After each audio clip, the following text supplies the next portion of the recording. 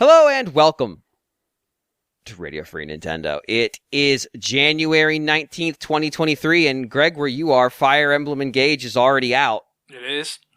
And for us, it comes out in a couple hours. So I can play my Fire Emblem with VTuber characters. I did. It was the reviews. They came out. They were really good. We had already kind of gotten the heads up internally that, this game's good. It was when the reviews came out, NWR gave it a 9, by the way, that I realized the pun in the title, and I feel worse for it. So now I'm going to make sure everybody else gets it if they haven't figured it out. The magical item in this game are rings, and the game is called Fire Emblem Engage. Oh, snap.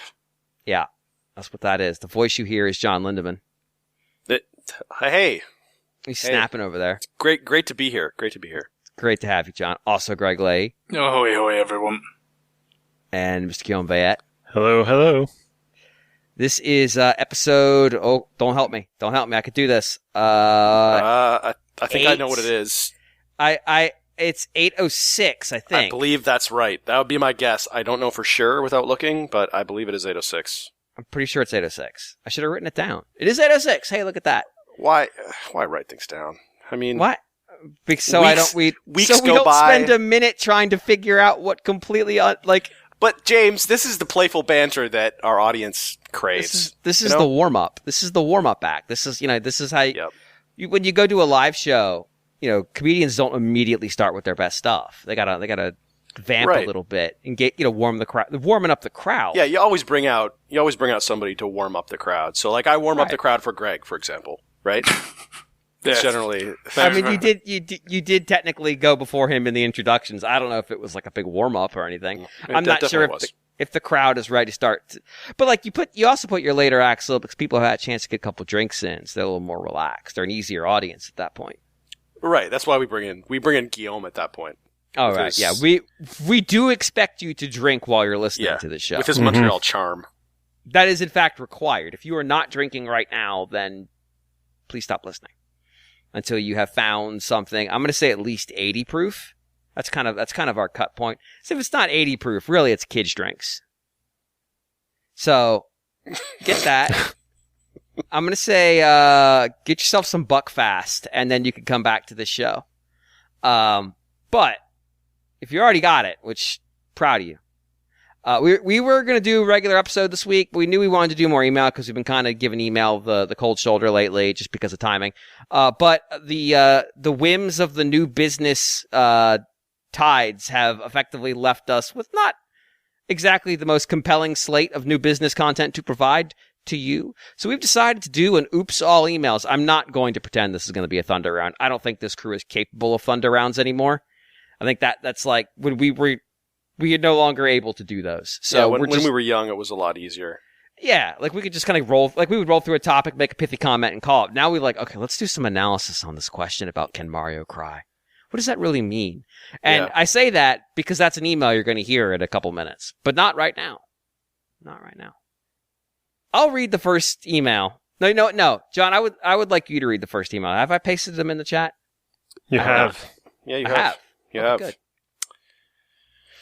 Wow, it's this one is pretty particular. James and Guillaume. Well, for Michael. Oh, sorry. Michael writes, James and Guillaume. I have been catching up on the podcast since I did not listen to many over the holidays, so apologies for the last email. When listening to episode 799, Furry Hentai Tangram is competing with Betty White's Pet Talk Show. The discussion mentioned the need for other ways to filter the games on the eShop. In particular, James talked about his desire for Nintendo to suggest games to him based on his play history. Well, you know what is absurd? Nintendo already has this information and does give you a suggested games list, but only once a year around New Year's. Nintendo has been doing this for the past 2 years as far as I know. And he links to the page he's in question. This is crazy. Nintendo Switch 2022 link. Yep. I know it's crazy, but Nintendo is finally addressing your gaming needs. You just have to wait a year to check it. Thanks for the good times. So this email has spawned two conversations. One, I always love it when somebody writes an email to the show and they address it to like a particular subset of the people. As if the other, like, well, you weren't. Well, the two of you were the only two on that episode. Oh, that's true. It's not random. It's just that was the week the Bills were playing the Patriots, and John was also playing the Patriots. I don't know, something. yeah, definitely. Yep. Yep. Are you place kicker, John? Yeah, I was definitely kicking. Maybe you're working for the Patriots, and you were the guy that suggested, you know what? If you see Mac Jones by himself, just throw a 30-yard backward pass, and it'll be great. It will work out splendidly. Well, yeah, I mean, they charged me with teaching people the Tom Brady slide. Oh, that's true. It's a technique that's passed down the generations, mate, because he does it. If you saw that game against the Bears earlier in the regular season anyway, last year, but it's like, no, apparently this is the very studiously observed tradition in the quarterback room in that franchise. Exactly. And with Tom's absence, I decided to, take up the mantle. Somebody's got to do it. Mm-hmm. John Brady? The GOAT? Just try that on for size. I'm just thinking, Oh, boy. Maybe you could do a pre-produced Amazon live sales skit for your activewear on to time before Christmas. I thought FTX was going to be a gold mine, I swear. Oh my god. What if we convert all our money to crypto? What if, Tom? Is crypto Fortune favors the bold, James. Is crypto the new flexibility and nothing that isn't spinach? Oh my god. Has your investment platform had strawberries in it? I can't eat it then. I don't even know if that's a reference to anything. It is. I can't figure it out. You know what? You're better off. The fact that we're understanding what's going on there is really more of a testament to us than and the fact that reality is a constant trial. So yeah, they do this year in review thing, and in fact, it does have your recommended games at the bottom. It's one of the very last things they show you. They also have on the horizon, so games that aren't quite out yet that they think you'll be interested in. I take umbrage with the recommended for you area. One, because I can't scroll and the list extends beyond my screen. So that's cool. Well, you can. I don't know. I can move it. Yeah, you can't. It's not way. There's only a few beyond the standard view, but I can see them all.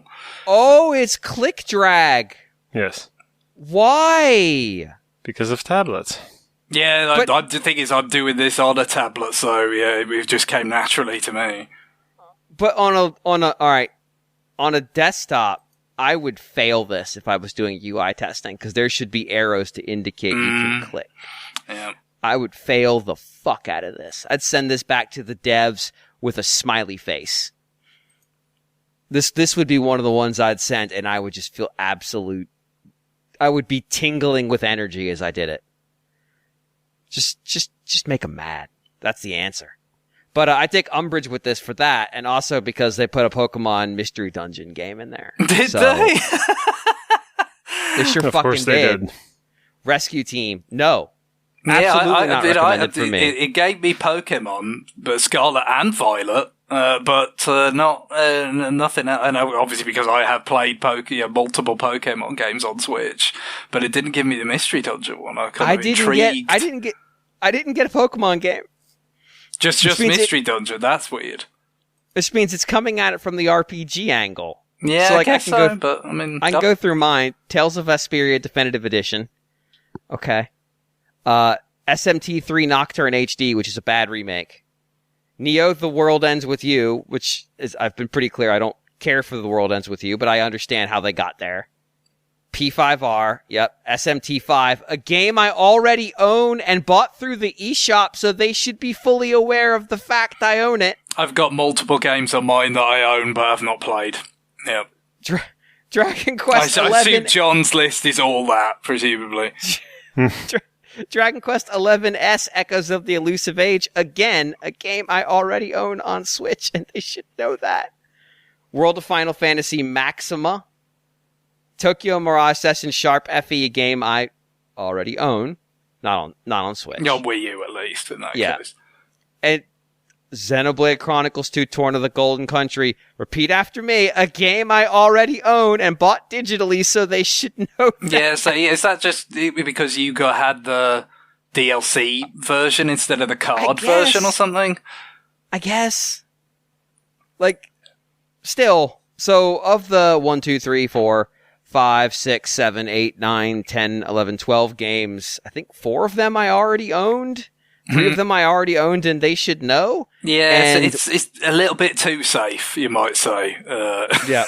And one of them is fucking Pokemon Mystery Dungeon. Yeah, that's straight weirdly not safe. My list is Bayonetta 3, Mario plus Rabbids Box of Hope, Persona 5 Royal, Live Alive, Pokemon Scarlet, Radiant Silvergun, Pokemon Violet. That's an interesting sandwich. And then Nier Automata. See, I feel like that list would have fit me better. What the hell? No, it's not bad. I mean, I wouldn't fault it particularly. I mean, it fit me better than the one I got. Oh, I see what you mean. Yeah, sure.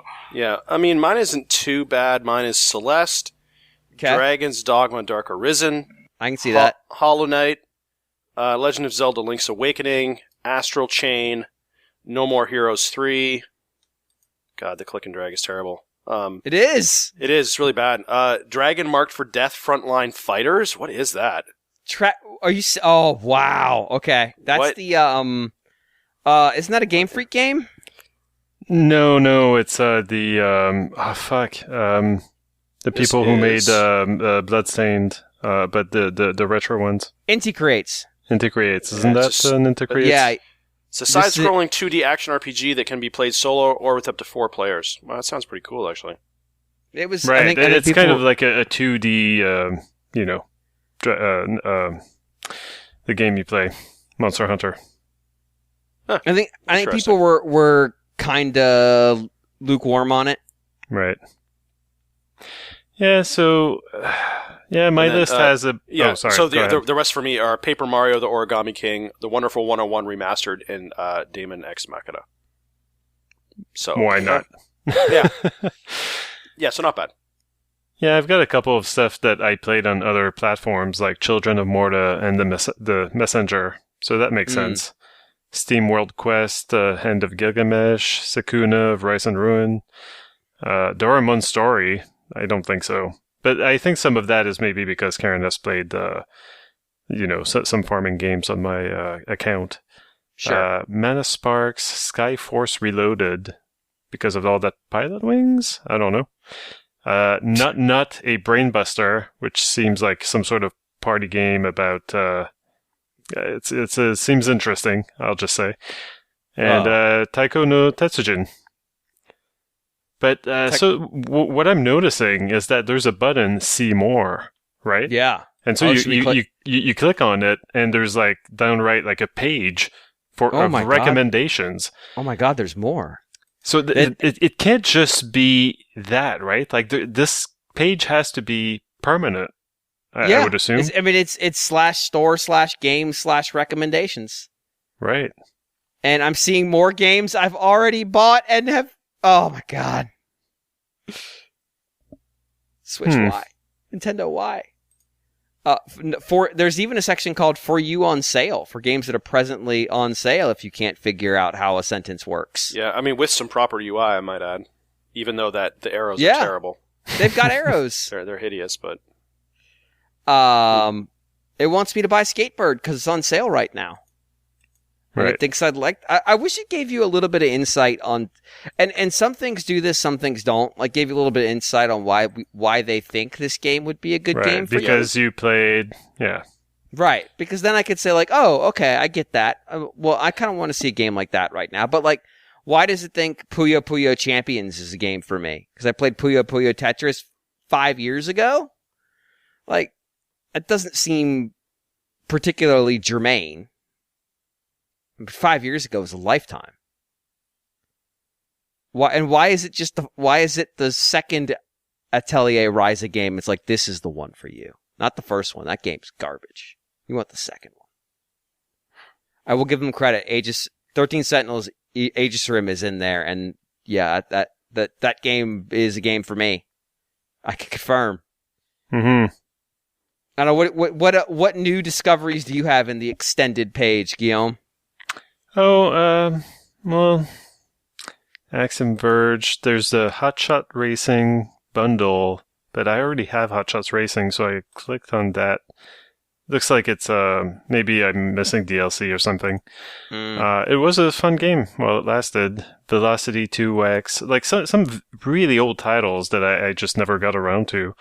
But I did have an interest in, but not enough to actually play them, it seems like. Super Crush KO, which is by the makers of some other game I played. It escapes me at the moment. Yeah, it's not super interesting. I don't know. Like, so that's the stuff on sale. Otherwise, they think I might like The Legend of Zelda: Breath of the Wild. I guess this thing doesn't know that I bought the game on Wii U. What if you bought it again? But then again, like Wild Guns, Reloaded, Broken Age, like it seems to know what I like, actually.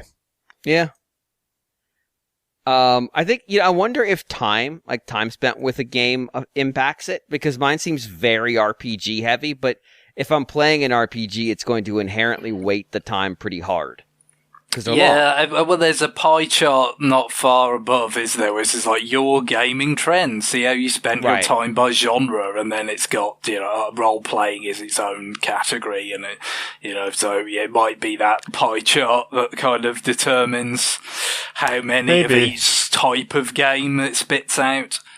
Well, I had 32% role playing, but my recommendations are not dominated by role playing games at all. That's interesting.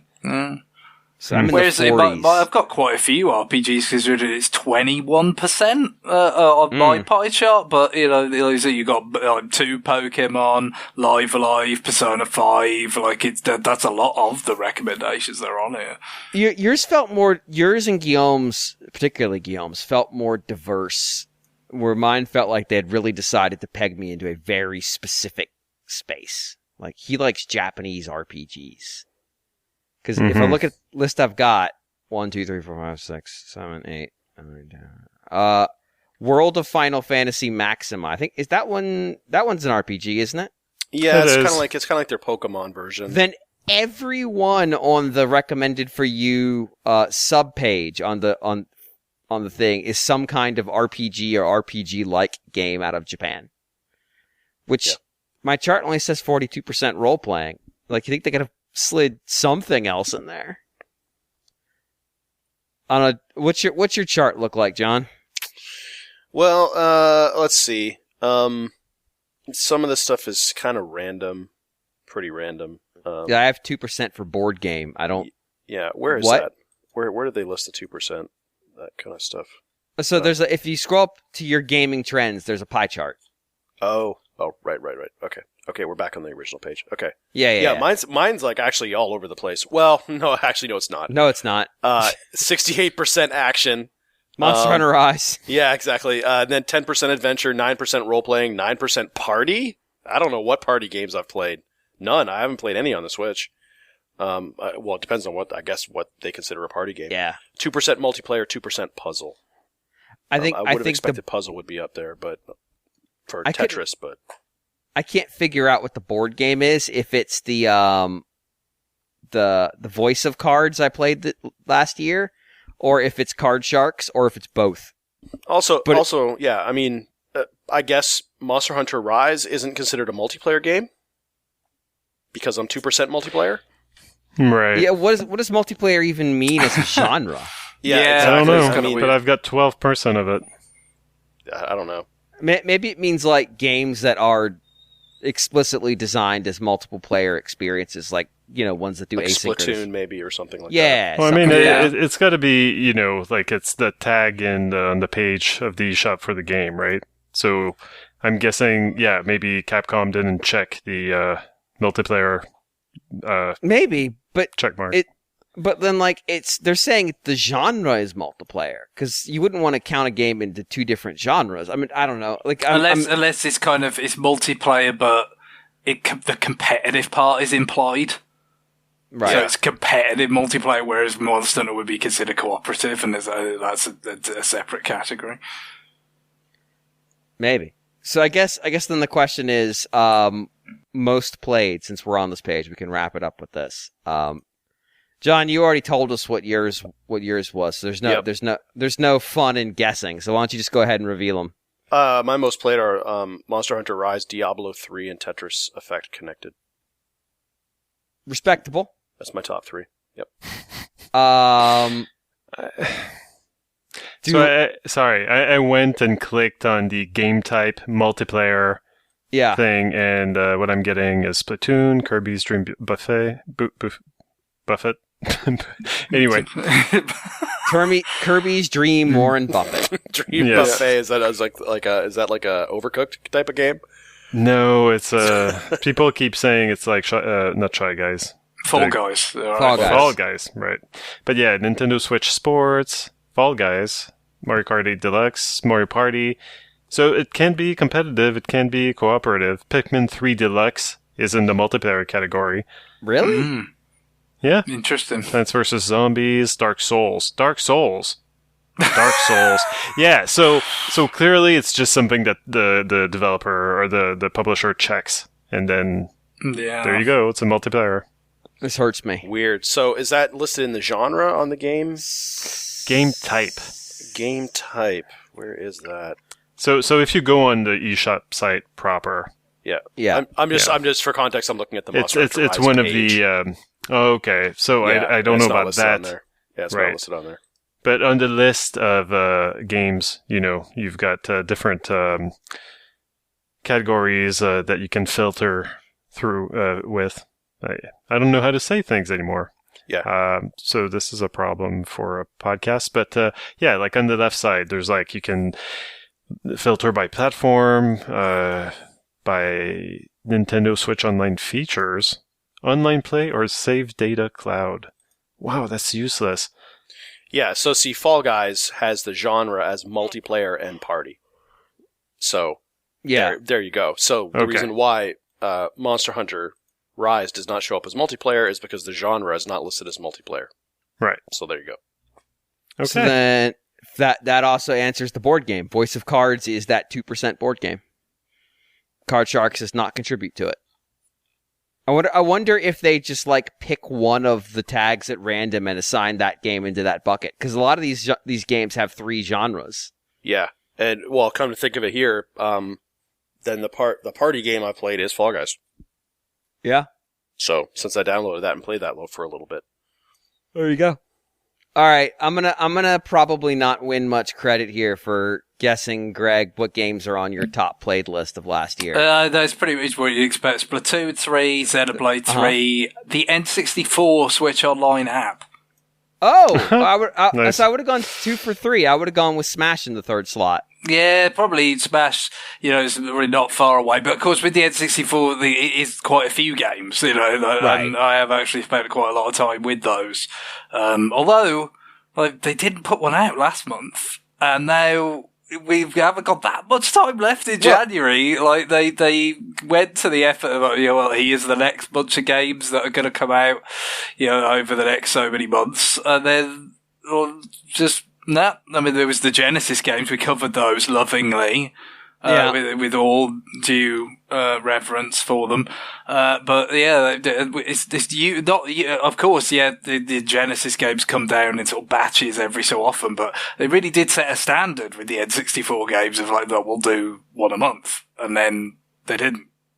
now it's getting on for another month, so perhaps one will show up. Of course, GoldenEye's the one that is kind of be the most eagerly waited on because they've not been re-released before, but no particular assurance that it will be that one the next time they put a game up.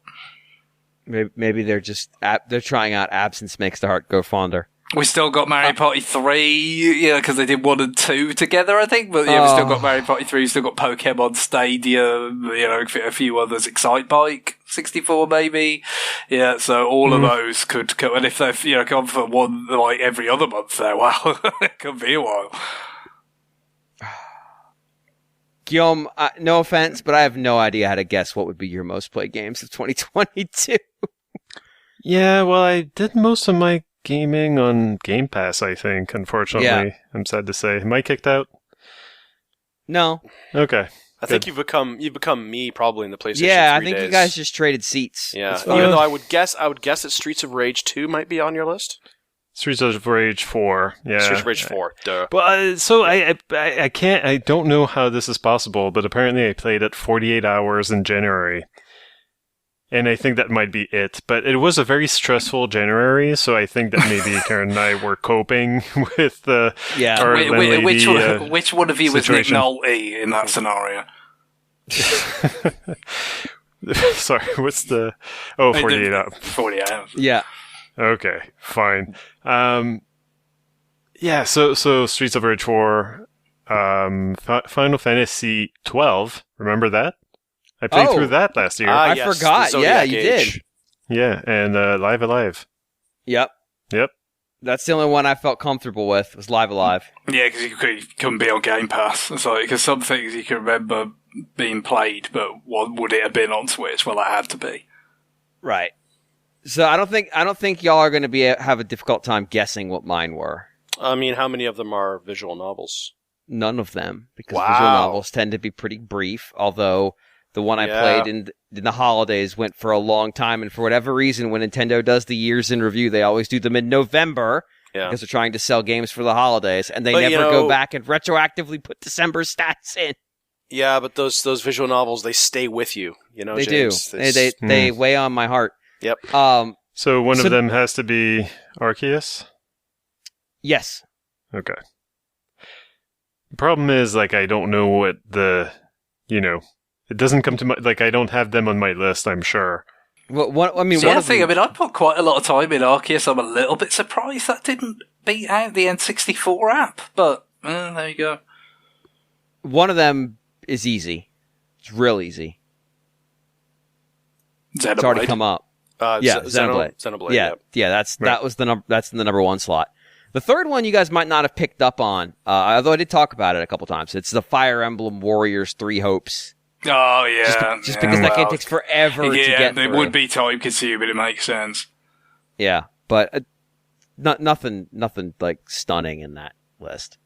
But again, because December's stats aren't in there, the 3 games I played in December don't even show up on the list of games I played because Nintendo generated this data in November.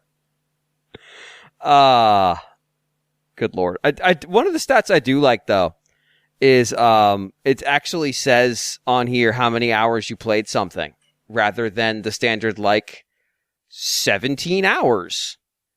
About blank. Right. Yeah. You get so on the Switch I now know exactly how many hours I put in Xenoblade 3. And it's 137. Arceus at 78 and Three Hopes at 44 at quite a drop off. Triangle Strategy is the one that almost made the cut at 39. But yeah, Monster Hunter Rise, I have 274 hours in that guy. God. Yeah, and 41 hours is that in Diablo total 3. or just in that year? That's just in that year, I think. I mean, obviously with some this was by July. Sorry, I'm breaking it down. I'm breaking this down by time, and that is in July. Yes, I can tell you that is that the one that says how many days you played it as well? Yes, it has 110 days, hours played 274 hours. It was my most played game in July. I guess that's what this is showing me. I can tell you that is this year because I have a game I went back to and replayed for about an hour. Mm-hmm. And it only shows 1 hour on that chart. And it actually has an indicator that says revisited. I like that it also tracks how many days you touched that game. So I know that I only played Nintendo Switch Sports 5 times. Yeah. Well, it does divide them by month, though. So maybe if you replayed it later. If you sort it by time, it actually includes stats at the bottom that shows how long you played them, and total for the year. So that's how I end up with the 130s. I like it's got little tags that decorate them. Mm-hmm. And I have a bunch of games that are decorated with most played, which feels a little bit weird. Yeah, like Tetris Effect Connected. It's third on my most played list, but I played it for 5 hours. Wow. Right, but most played in a given month. Most played June, most played July. Yeah, so this was most played in May. It feels like those must be like, okay, of all the months of the year that you played this game, you played it most in that's July. Absolutely I mean, I'm sure it's both in the case of Monster Hunter Rise for you, John, but I assume it's like, you played it all year, but the month you played it the most was July, and probably you played it the most of any game in July, and that was when Sunbreak came out? Or maybe the month after? Probably. Yeah. But there's little like decorators under the game in the by time view where it has like icons. It says like it's most played, so it was one of the top 3.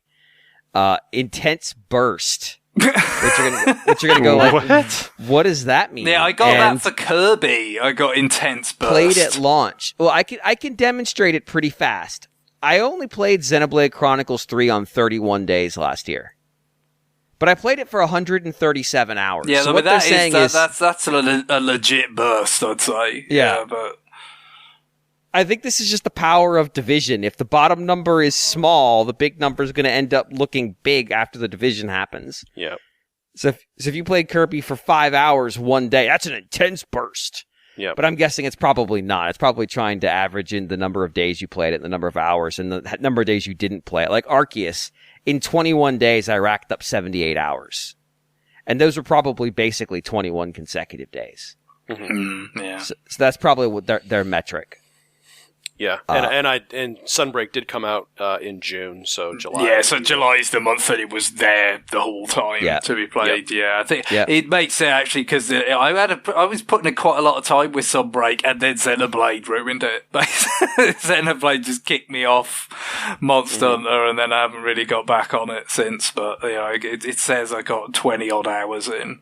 So how much time do you have on Rise? Oh, total? I said that's for this year. I don't know how many would be overall. It's way more, obviously, because I played it a lot when it came out. The base game in 21. Mm-hmm. Cool. All right, let's move on to the next email, and I'll read it.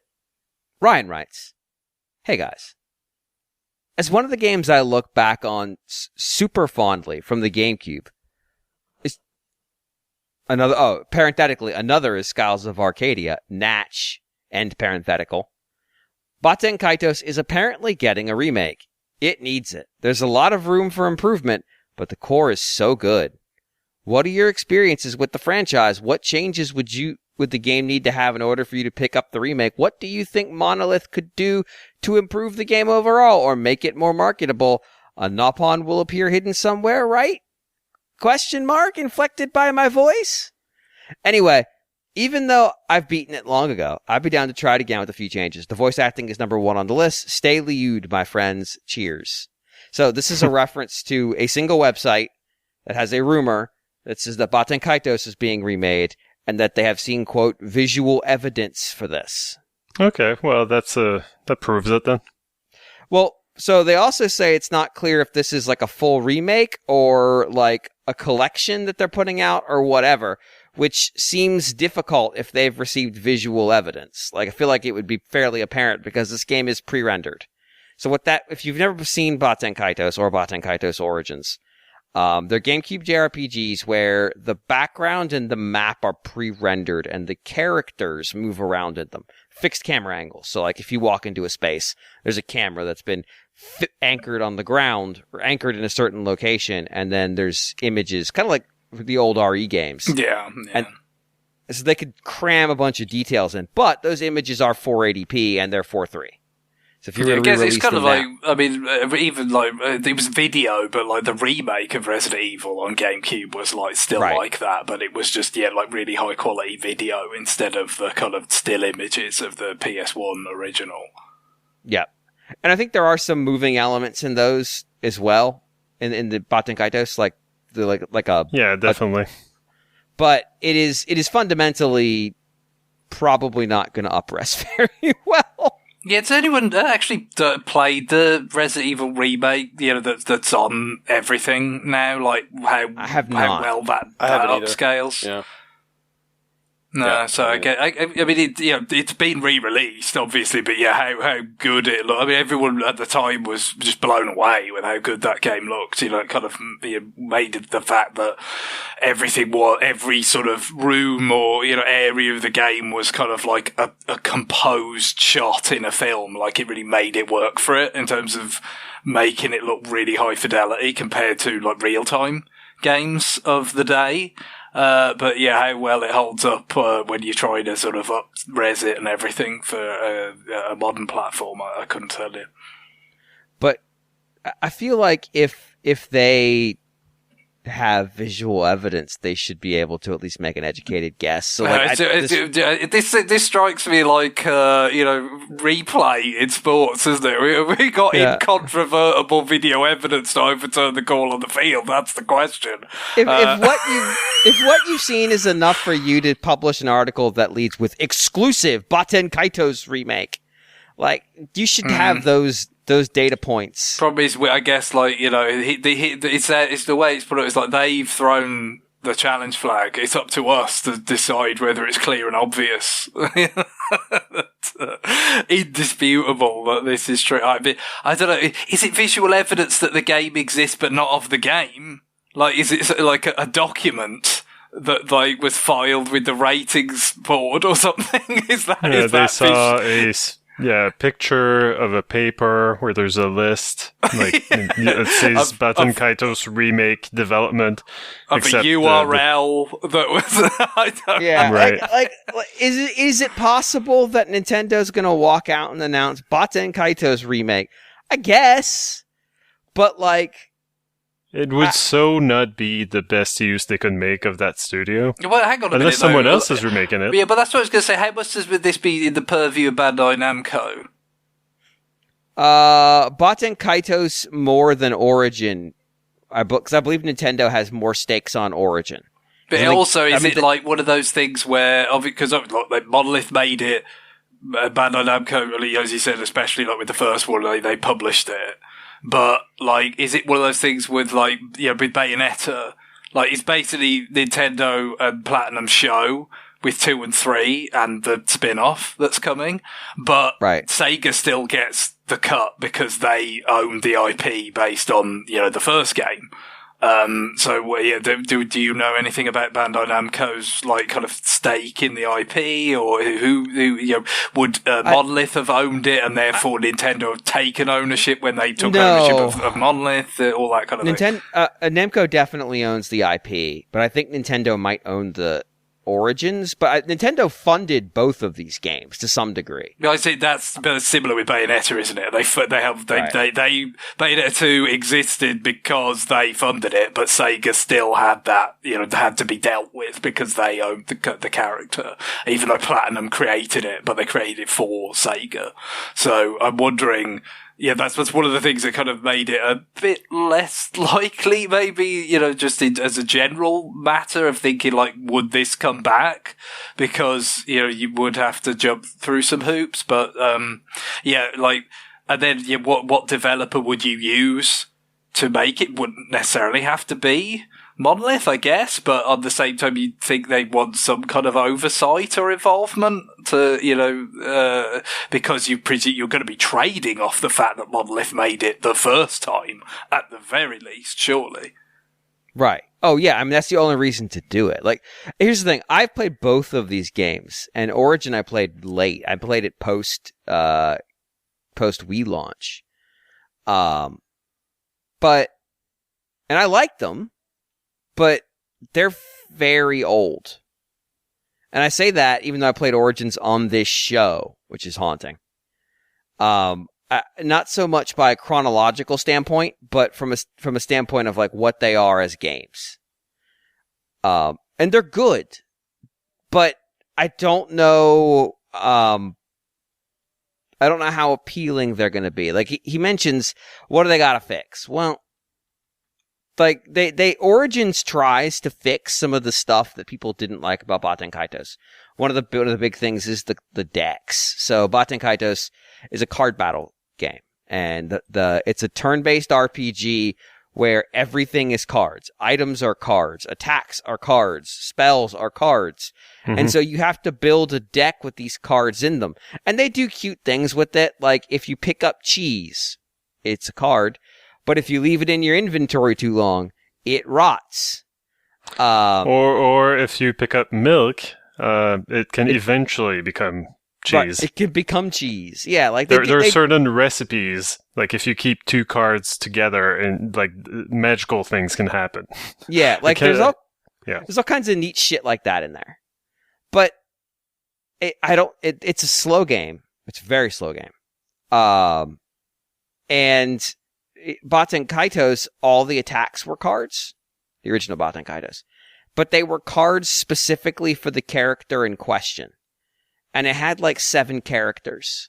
And so as you're swapping them out, you literally had to rebuild your deck so you had the right character's attack moves in them. Because otherwise you might get Liud's fucking war trumpet when he's not in the party, and suddenly you can't use it. So you just have a card you just have to burn, which is really frustrating. It's really frustrating when your hand is a bunch of cards you can't play in a boss fight you weren't expecting, because the game does have surprise, it's a boss moments. Unbelievable music though. This is a Sakuraba joint. And it's funny because the story is pretty good. I got so I've lost all notion of time, so I don't know if it was like 2 years ago, 3 years ago. Yeah, that I replayed it. I stopped again, like halfway through. Not halfway through. I think I got to the second disc, and I was most of the way there, you know. But then I just stopped playing, and I'm not sure if I would be able to pick it back up if I tried to pick up where I left off. But there was like I don't know. There was a twist, I guess. I know it's hard to believe for a Monolith Soft. Yeah, I'm not even sure which twist it is because there's a few. Okay, well, anyway, there was a pretty big thing that happened, and I kept playing a while after that, and then I just lost. Yeah, I just stopped playing. So I would welcome a remake, but I don't know what to think. They'd have to do so much work. Yeah.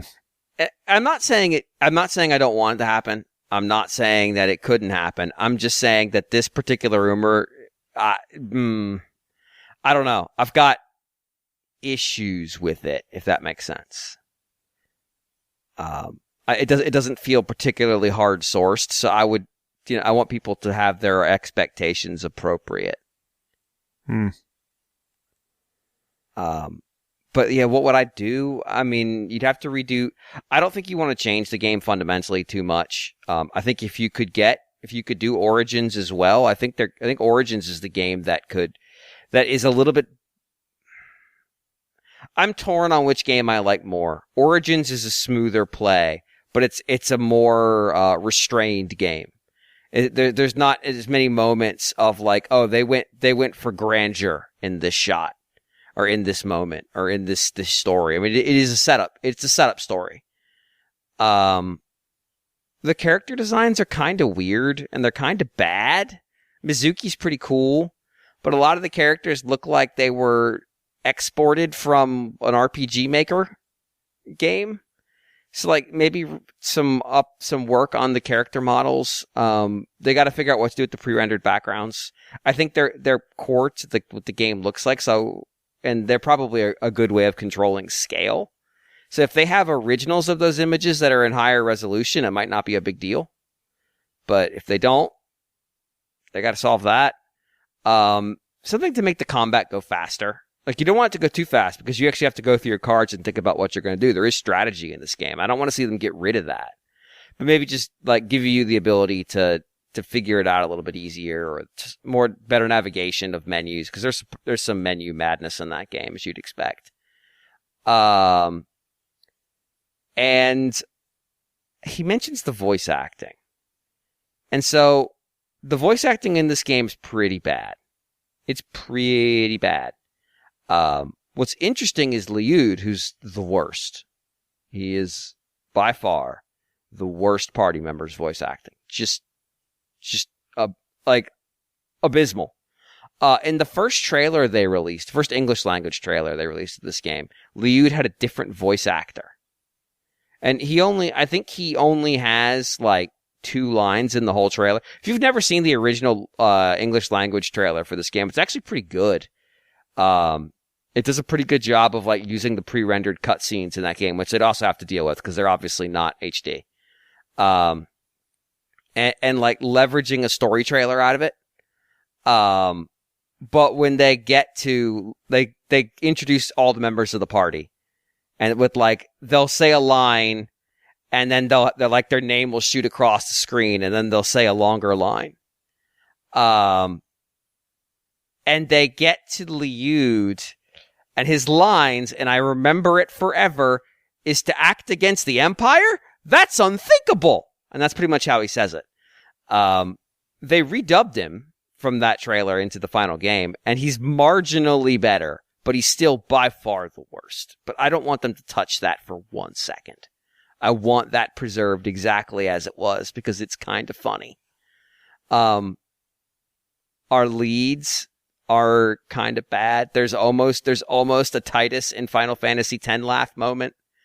But that game didn't get played by enough people for it to get memed. Yeah, I would be very interested in playing this game, but it's super long. And I don't know if I want to buy it and play it again. Like it's super long, how long? 80 hours? 120 hours? Or 150? Probably closer to 70, if I had to guess. Yeah. It's a multi-disc GameCube game. I'm pretty sure it's multi-disc.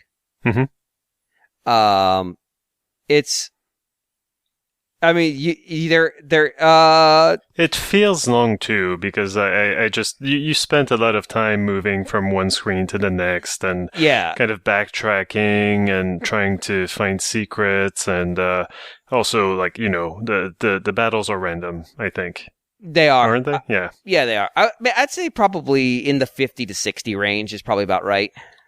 Yeah, I mean, hopefully they can streamline it a little bit on, you know, if they do remake it, right?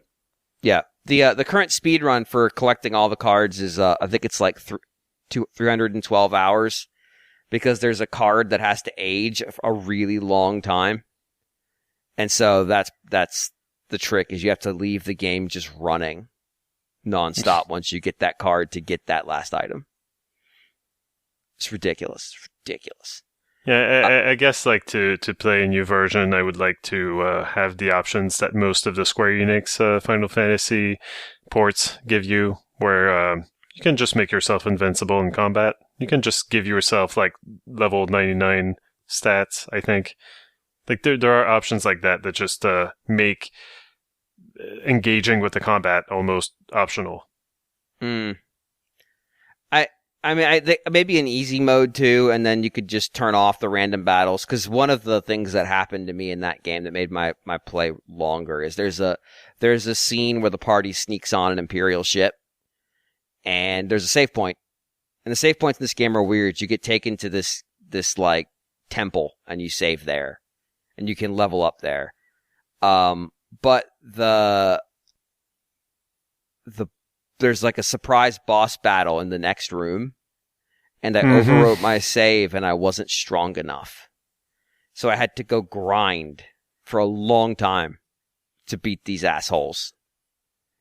I'd probably be able to do it pretty easily now, because I know it's coming. I'd be like, oh, we're getting on the ship? Nah, let me put a couple levels on before I do that. But yeah, that was a pain in the ass. That probably cost me probably at least a day of play sessions of just trying to get strong enough to beat them. That's the kind of stuff that I just have so much less patience for these days than I would have back in the GameCube days, where all you had was a trickle of GameCube games coming out. Well, all I could afford was a game a month, too. Right. Yeah, there's stuff there that's a little bit like, I don't know how I feel about that. But to me, like, I would be fine if it was a fairly faithful remake, as long as they made it look good and dealt with some of the wonkiness of the control and maybe made your character move, like transition through screens faster. Because, again, as you point out, that takes forever sometimes. Because you'll run screen, random battle, screen, random battle, and the random battles are pretty intense, pretty long. But yeah, I would like to see it get remade. I'd like people to get the opportunity to play it. I think it would definitely do better because it is from one, it's not on the GameCube. I say that, but Tokyo Mirage Sessions happened.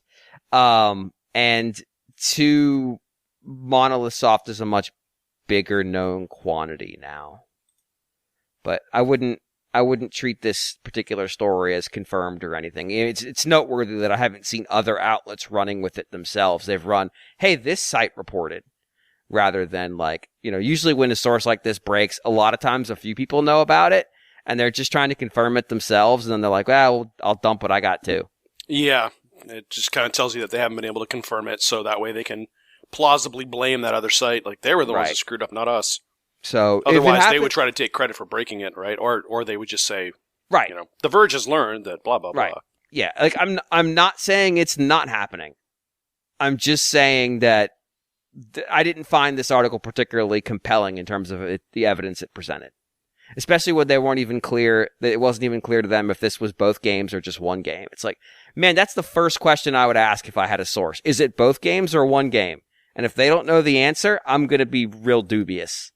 Because that's a huge difference in the value proposition of this product.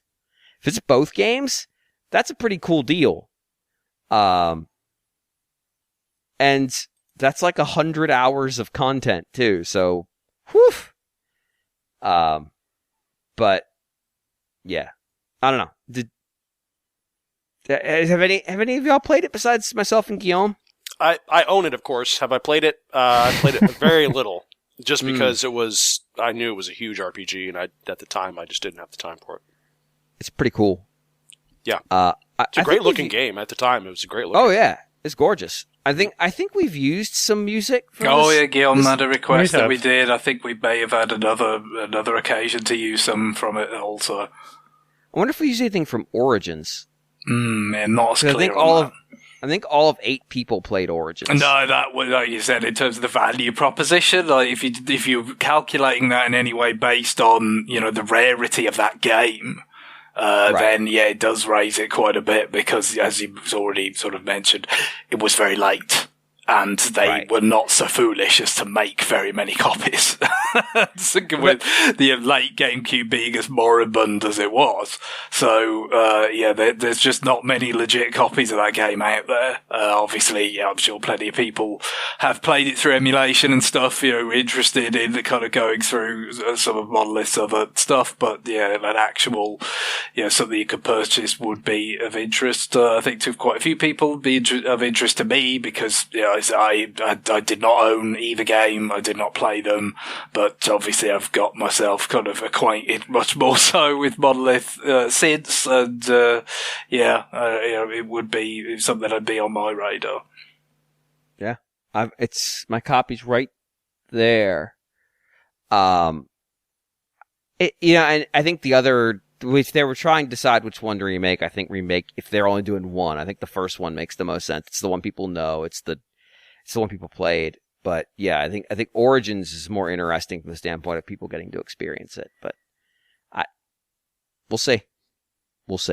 Guillaume, would you read the next email? Sure. GX writes, Dear mostly James, who made the grave mistake of asking questions about the Sonic franchise, but also Guy, Greg, and John, who don't deserve this but will suffer anyway. In episode 798, James asked how Sonic can cry with a Cyclops bipupil eye. After Archie Comics lost the contract to produce the Sonic comics in 2017, it moved over to IDW with some stipulations. Where Archie Sonic seemed to be wildly unregulated, Sega became much more restrictive on the IDW series, which is both much more closely inspired by the world of the games, and introduces characters that, according to Sonic Frontiers, are canonical to the games. This came with mandates, and while we don't have a full official list, we occasionally get insight from the former Archie series head writer turned former IDW series head writer turned current official Sonic game and media writer Ian Flynn. These are currently or previously part of Sonic's Fast and Furious style writer. These are currently or previously part of Sonic's Fast and Furious style writer. So there are 4 bullet points here. Yep. First bullet point, Sonic does not cry, or rather, Sonic cannot show excess emotion. What? Second point, Sonic's world will not be named and does not have a stated currency. Third point, characters cannot enter romantic relationships. And fourth, if Sonic loses a fight in one issue, he must win it in the next. I don't know if you see this on your screen, but I could see a 5th one that says, whenever Sonic's not around, everyone should be asking, where's Sonic? I'm getting and people have been asking where's Sonic every time they have to play as shitty friends. I'm getting really sick of this 50-50 booking, John. What is up with this shit? Come on. I don't know. Also, the fact that why does he need a rider? He's not out on tour. Maybe he is. You don't know. It's like, I demand peanut M&Ms. It's like, no, Sonic. But only the yellow ones. Mm-hmm. So come on, guys. Exactly. We haven't actually got into GX's actual question here. Okay, So, sure. No, yes, let's get to this very serious question. the email goes on. After the places Sonic Frontiers goes in its story, who knows how many of these are still valid? But in summary, Sonic can't cry because Sega does not allow him to. If you want a biological answer, I don't know. He probably has ducks around his jelly bean-like nose to keep his eyes from drying out. And now onto my question. Can Mario cry? Thank you, and have a pleasant evening. Well, so biologically, I would assume that he can, since he seems to be some sort of human-like creature. Or human adjacent. Well, but yeah, like he seems less human after Odyssey.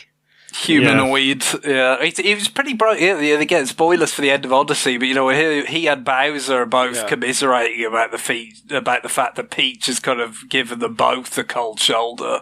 He's probably welling up there. You just can't see it. Yeah, a little bit. He apparently cries in Super Mario 64. Does he? Oh, there's unused animations, I guess.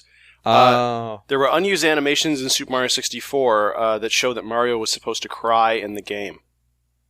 Well, I wonder what makes him sad in Mario 64. If he held it together after getting his arse lit on fire as many times as when I was playing it anyway. I mean, he's a pretty robust character kind of guy. Yeah, he doesn't really seem to care about killing penguins either. No, I mean, they're really annoying. My guess is that Miyamoto saw him cry, was like, no, that would be too disturbing for children. No, let's have him drown realistically for the time. let's have him drown while trying to swim away from a giant fucking nightmare eel. I won't scare the kids. Fear is fine. Emotionally upset is different. I have heard this from a source that would probably seem like they know that Sonic is not allowed to grit his teeth in those comics. This is a real thing. Oh my god! So it's a pretty broad range of emotions he's not allowed to show, not just tears. He can't be pensive watching a thriller film. Oh, he's got to be sitting there all calm. He's got the latest Jason Bourne flick up, and he just looks totally apathetic. Actually, he's got Crank 3. Let's be honest. They've released another Crank in his unnamed world. The 3rd chapter of the Chelios saga. We all want it. I don't know why it hasn't happened yet. What is Amy Smart doing these days? not electrocuting Jason Statham in his chest. So nothing of value. So I did a 4-hour stream with GX over on Sonic Stadium, which is an outlet that he works for.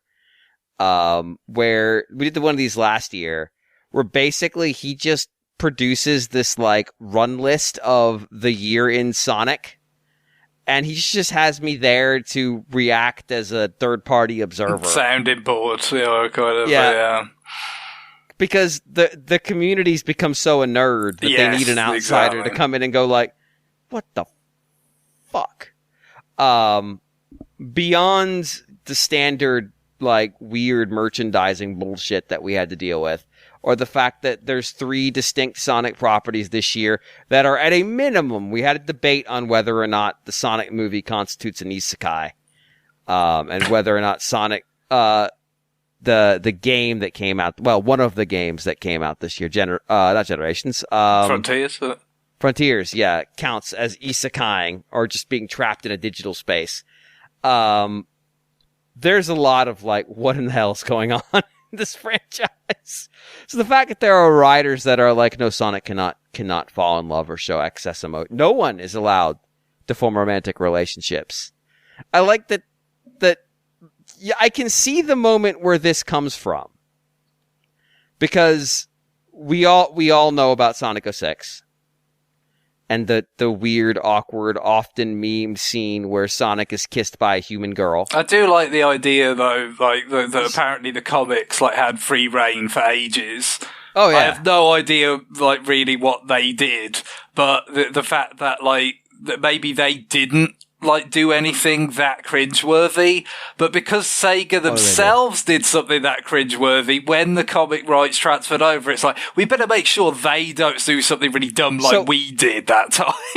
So the comic rights, I don't know if I want to go into this, but so the Archie comic got rebooted a couple times, and one iteration of that, and I won't go into detail because it's just all the way down bad, is particularly infamous because the writer in question of that generation of the Sonic comics decided to create a whole like echidna backstory with like an entire race of these things and like 1 million characters, and they're all just Knuckles. Every single one of them looks just like fucking Knuckles. This is Knuckles in a dress. This is Knuckles with longer braids. This is slightly more feminine looking Knuckles. And it's like, I mean, Knuckles was already like somewhat redrawn Sonic. I mean, that's the irony of it. But then, yeah, this guy then goes on to like claim ownership of these characters and like sues the company and basically like, and wins. You can't use these because they're mine. I completely made them. They're in no way derivative. And then like the comic had to be like seriously rebooted to like purge itself of all these elements that could be regarded as the property of the former lead writer. It's a bizarre saga. I can't claim to understand or be kind of au fait with all the details, but that's the broad strokes of what I've gathered of it. Yeah. And then he's also a big weirdo. Who has used those characters in big weirdo ways. But I think the funny part is that like that definitely is part of this. That's definitely Seg going like, no, we're not, that is not happening again. We're not going down that road again. We're not, this is not going to happen. So Sonic's not allowed to cry, which I'll be honest, if I was the IDW lead writer, now you can see he tracked Ian Flynn's career here, where you can see he just moved from outside the franchise. Now he's inside the franchise, overseeing a lot of the character and the canon inside of Sega. So like he's the arbiter of what Sonic is effectively. So he worked his way in. I would absolutely be sending to his desk's drawings of Sonic crying every other issue for his approval. There'd be like a scene, it would come through, and it's a close up of like a tear forming in Sonic's eye, his mono eye, and there would be like the reflection of a horrible scene in the eye, and flipped obviously because it's a reflection and distorted. And I would just like spend, I don't know, like a day and a half on that one drawing and make it so like perfect that you'd have to be a real bastard to say, no, that has to go. And I would just do that until he finally relented. Just all the time, there'd be one in there. Like, he'd get like 3 normal issues, then issue 4 rolls in, really touching, like, close-up shot of a tear. You can't even see Sonic's face. It's so tight.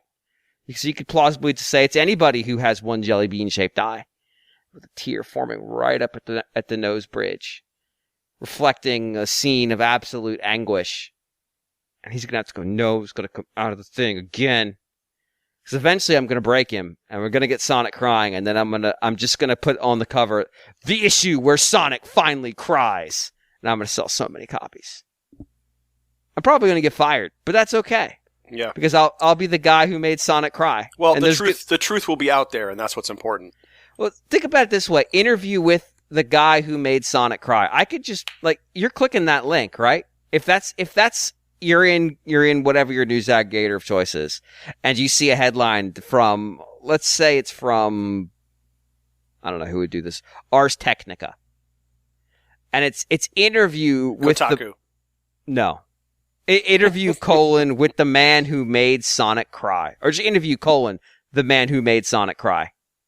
You're clicking that link, right? Yeah, I think it's they could just retcon it, or kind of like make it like this meta thing about the people that people do know that these guidelines. Like it's like, oh, that's how these friends figure out it's not the real Sonic. It's a doppelganger that was put there by Robotnik. It's like, you are not the real Sonic. It's like the opposite of the test for replicants in Blade Runner. It's like, oh no, he's too emotional. He's not enough of a psychopath. Kill him.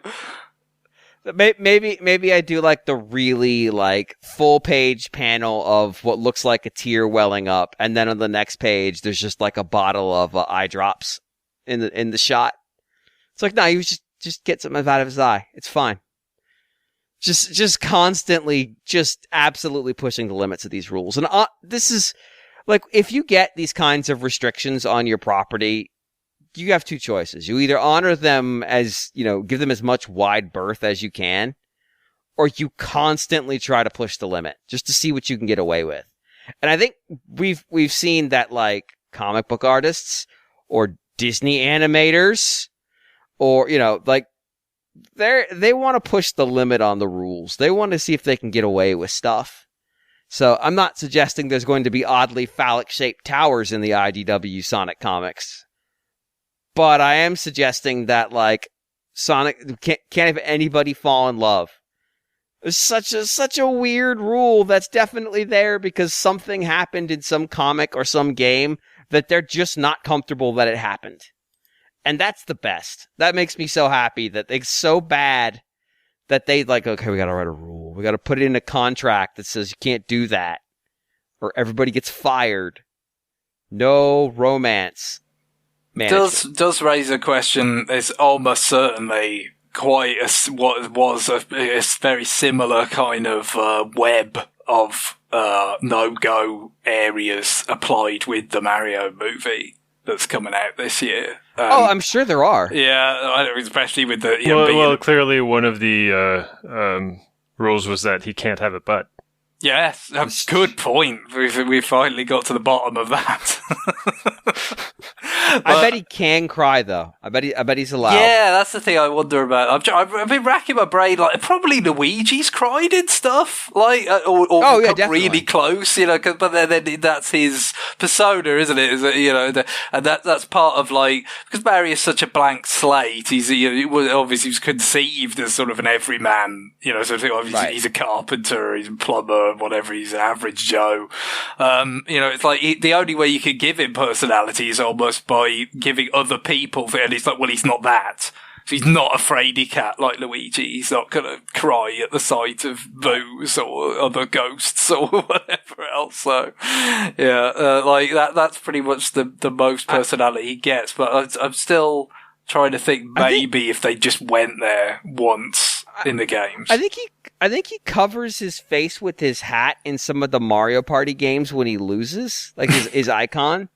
So I assume the implication is that he's hiding the tears. Oh. So yeah, he really wanted to win that stupid game where you have to try to not get caught by the fish, and he didn't.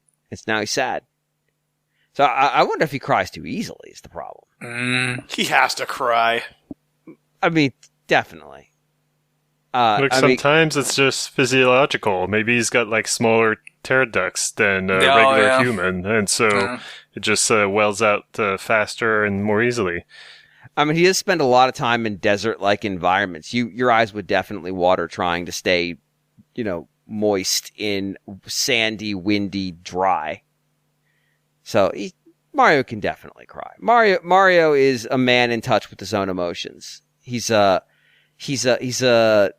man for all ages, and I really should say he's a man for all seasons to tie it to an email that hasn't happened yet. But he can reach into himself and find that emotional part of his heart. I believe in that. Or, failing that, he can always, throw Cappy at something that can cry and then experience it sort of vicariously while he possesses That's true. it. And so been there, done that, and then forget that.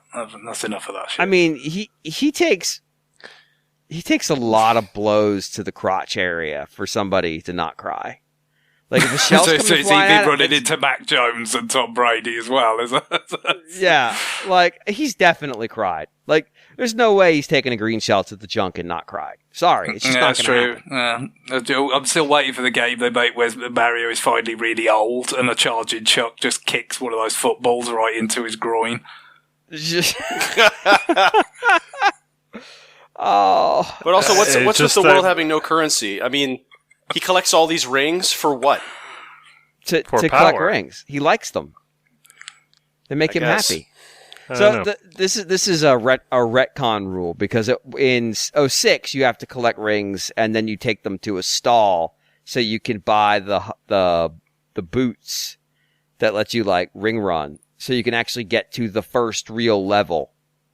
So this is definitely something they've retroactively noted. GX also pointed out last night that according to the canon, there are a handful of islands, and that's where all the animal creatures live, like Sonic and Co. And then there are, quote, on the big continents, in the big countries, not big continents, on the big countries, is where all the humans live. So there are humans. They keep away from the animal critters. There's some sort of Galapagos shit they're trying to explain. Yeah. They've sequestered them on an island. It's not unthinkable that one of Sonic's kind shows up amongst the humans. We'd really rather they not. They can come, but we don't want them to live here.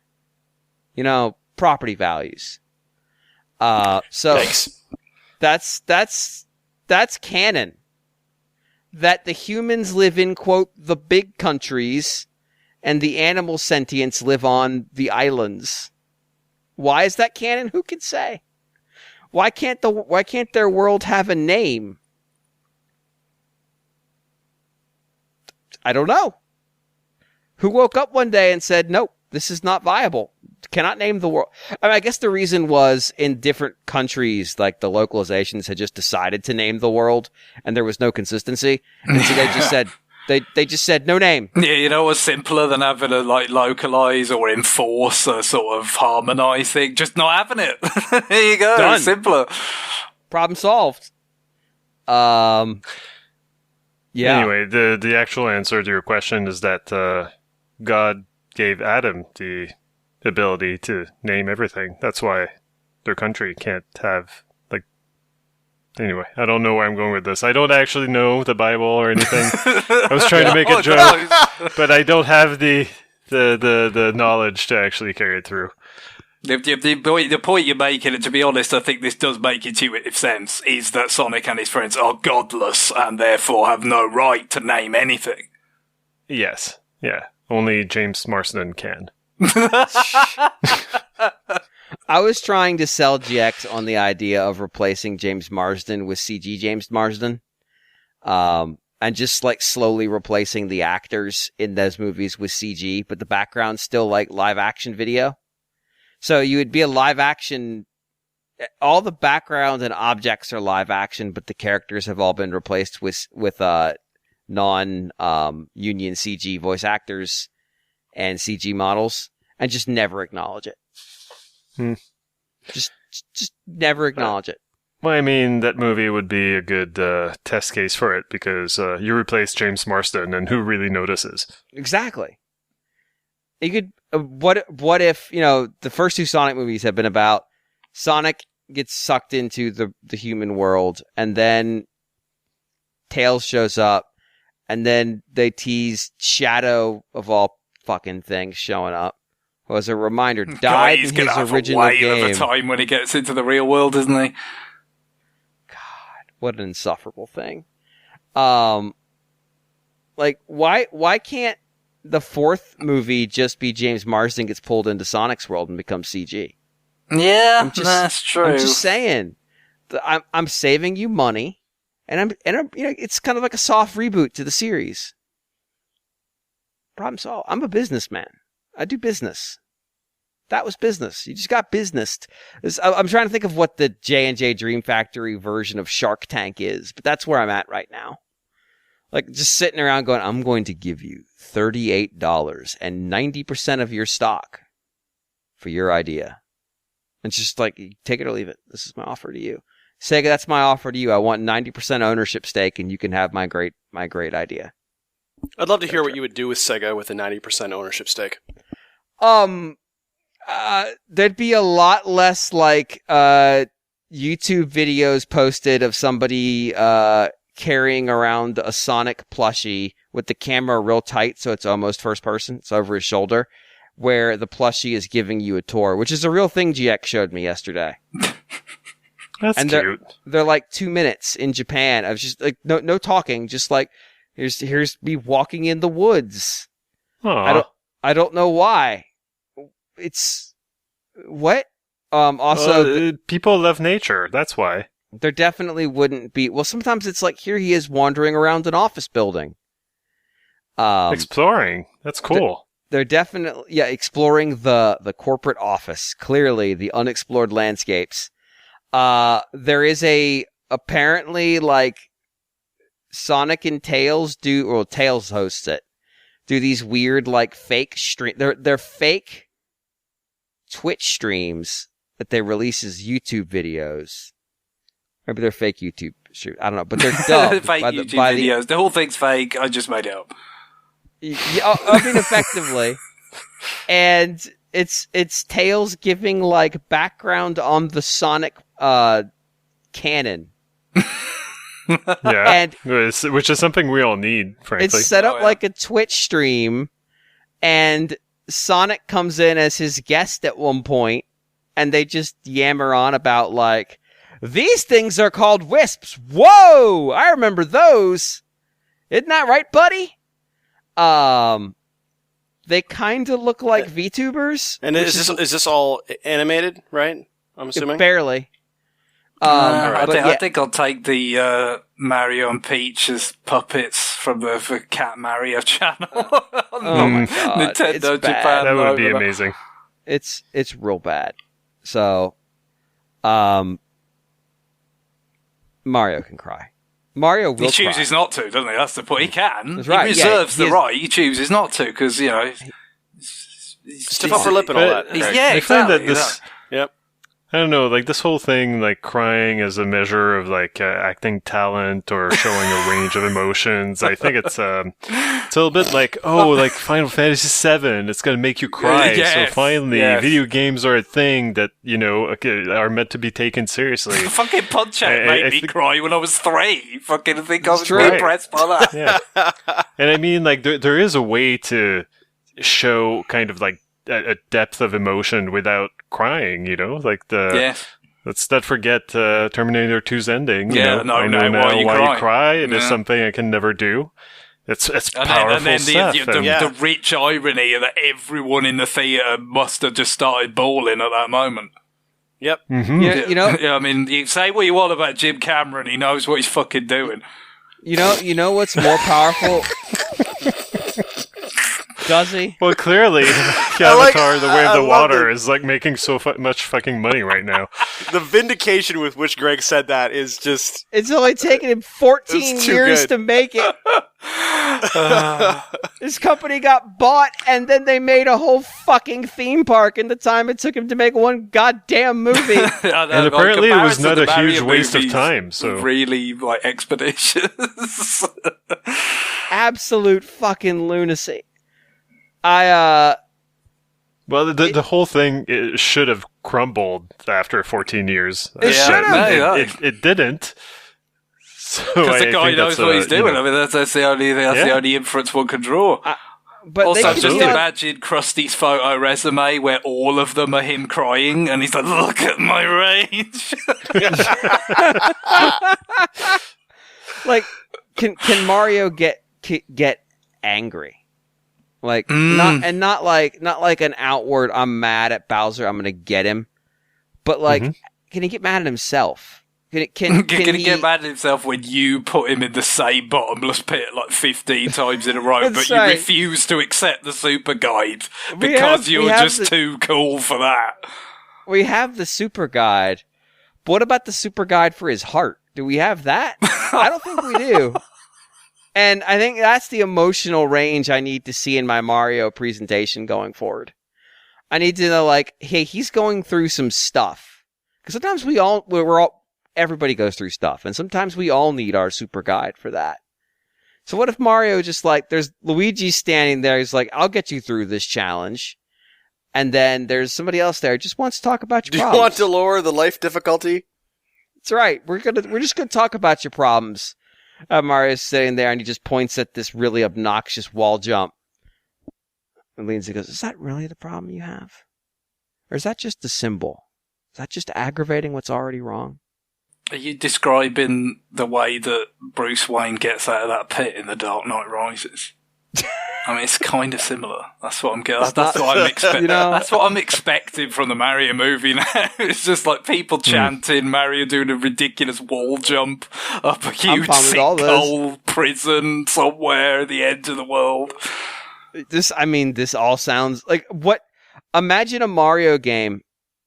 So it already exists. It's called Jump King, where all you're doing is climbing out of a giant pit, and if you screw up, you fall. And depending on how far you fall, you might end up all the way back at the beginning. And it's just really difficult jumps the whole way up.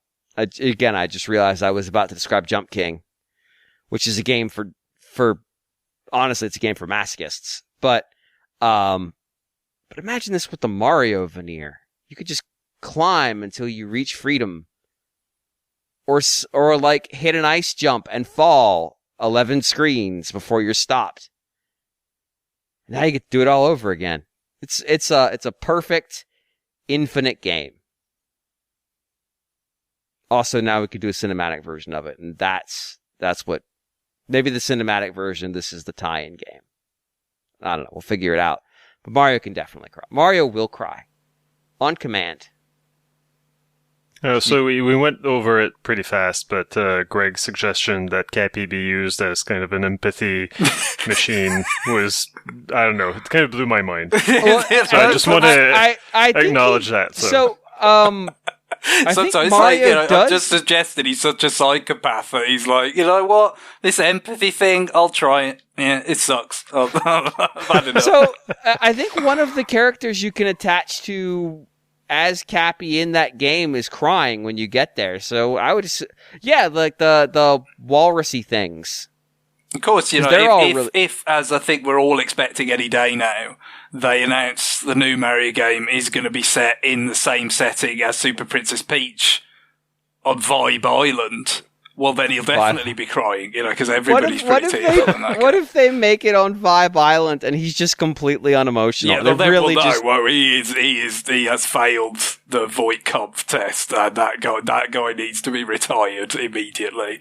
What if Vibe Island was just an excuse they gave Peach because she's just really out of control? Oh, don't worry, Princess. It's Vibe Island. It's not you. Like they just made the whole thing up. There as well. They've lost it totally. I mean, why shouldn't the Goombas have lost it? Yeah, they've been amazingly sort of resolute up to this point, haven't they? Just been sent to die in what can only be described as bafflingly pointless conflict. Well, Odyssey has already taught us that there can be romantic relationships in Mario franchise. And of course, by that, I mean not Mario, who I guess effectively tried to marry Peach in that. Yeah, it's like, while we're here, the church is all, we don't have to rent anything out. And I happen to have this tuxedo on. And she's like, no, I'm not into that. And then which almost makes the entire game feel like it was a really elaborate con by him because he's already in the tuxedo. It's like, it could have been. Isn't that a little convenient? Was Bowser in on this? It's kind of creepy, actually. Yep. A little bit. But no, I was referring to the Goomba in a red hat with like a sachet or something on, and that you you have to like make other Goombas fall in love with her or whatever it is. You know, the weird one that comes up every so often where it's like you have to make the Goomba tower tall enough to get over to see her. So clearly romance is absolutely legal in the Mario universe, and Sonic needs to open up its mind to a broader horizon of emotionality. It's been a laggard in that department for many years. Can Mario grieve? That's what I need to know. No, because this is the same psychopath that in the hands of at least many players was quite happy to send Yoshi to his death if it meant he could get a fucking secret exit. So I say no, he doesn't grieve. He doesn't want to. But there is an infinite supply of Yoshis from his perspective. Oh yeah. So perhaps he could grieve, but he's just never taken the opportunity to reflect on his own actions. Do sociopaths grieve is how we end this email. Cool. So, Greg, you have not read one, sure, correct? Yeah. Some obscure character named GX writes, again, Dear RFA crew, Ubisoft says Mario plus Rabbids Sparks of Hope underperformed. Now, there are many solutions to this issue. You could remarket the game at a time when Mario will be in the public eye. And some, could be, I mean, it could take years, but, only. You could market a quote unquote complete edition pack when the DLC is out. But we can all agree the correct course of action is to kick Mario's expensive ass to the curb and reskin the entire game so that you can go multi-platform. Some people might say this is impractical, unrealistic, just asking for legal recourse from Nintendo, but these people lack vision. So how would you extract the plumber from Sparks of Hope and push Ubisoft back on the road to problematic profitability? Well, we have kind of like we've seen this in the past before, right? Like when Nintendo has been given exclusive characters and the other platform holders wanted their own exclusive characters. So I think Spawn? Spawn and Heihachi. The normal answer. You're missing the obvious Necrid plus Rabbids possibilities here. I was thinking Spawn plus Rabbids, though. It has a nice, like, weird phrasing on there. Yeah, because it just says, like, Rabbids spawn by themselves, doesn't it? So it's an intriguing title.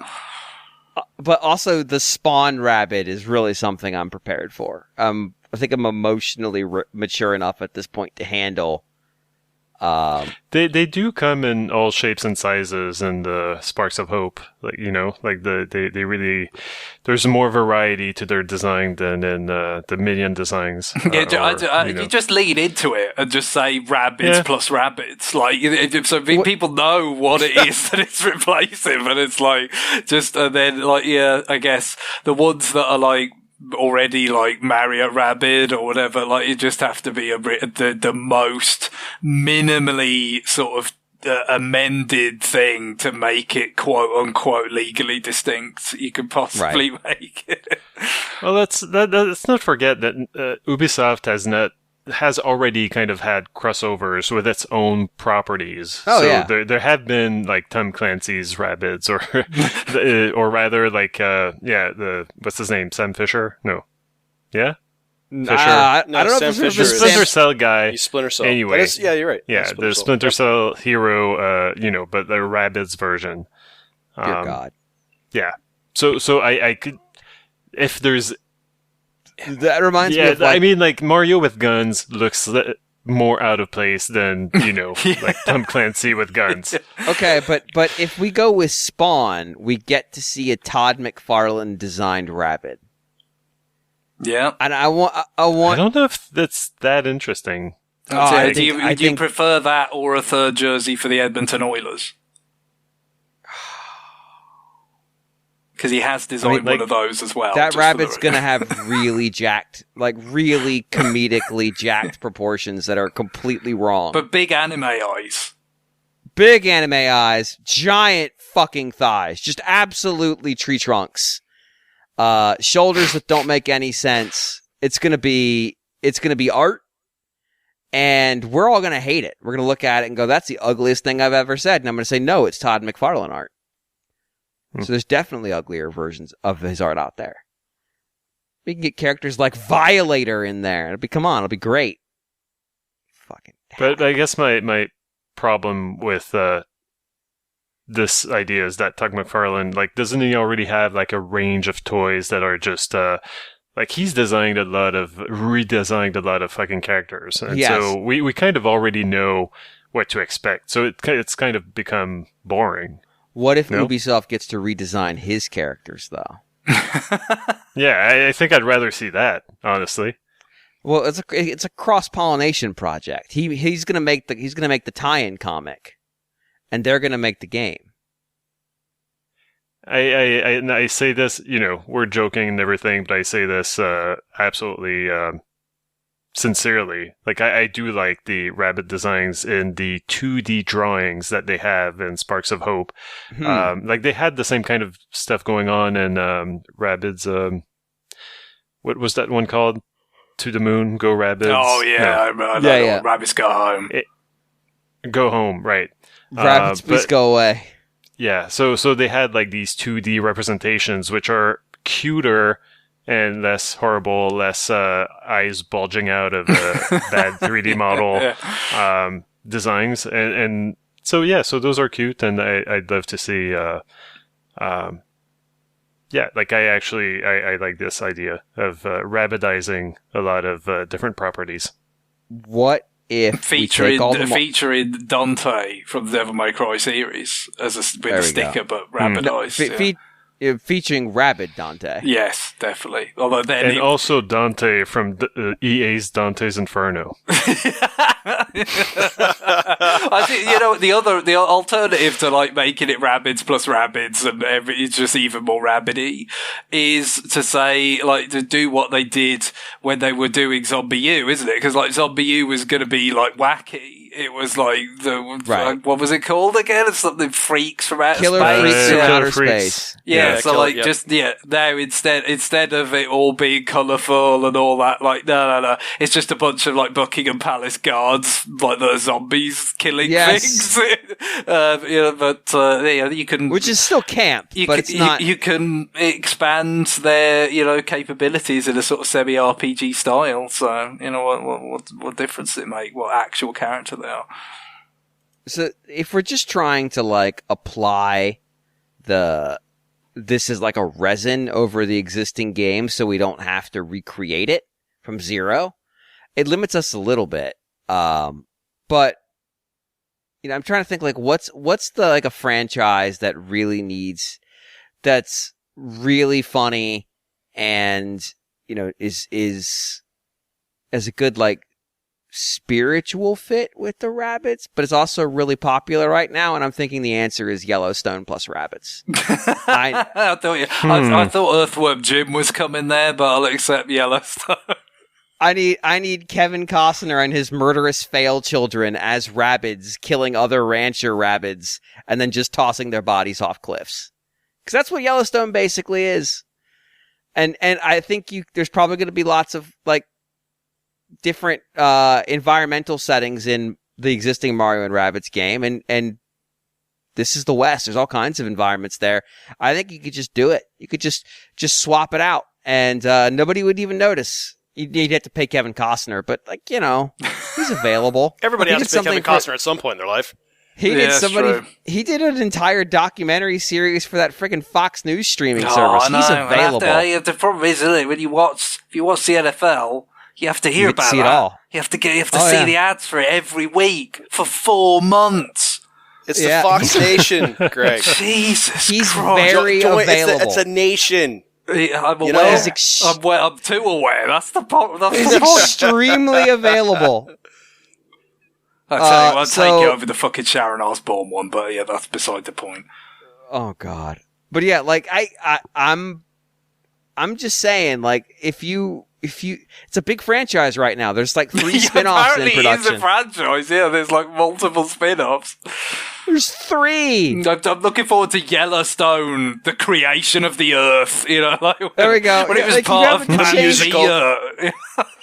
So, like, you think I'm joking about the fact that it's a show about his idiot children killing people and then them disposing of the bodies, but they've had to produce this many spin-offs because they keep killing people, and so they have to jump to different time frames so they have a full enough cast to make a series. See, that is the problem with the era of prestige TV, and that you can't just bring back the same actor and say, oh, it's his cousin from France, and he's here now. I want to see Kevin Costner do a fake French accent. He's going to perform the exact same function in the story that the character we killed off did, but let's just try and skirt past that.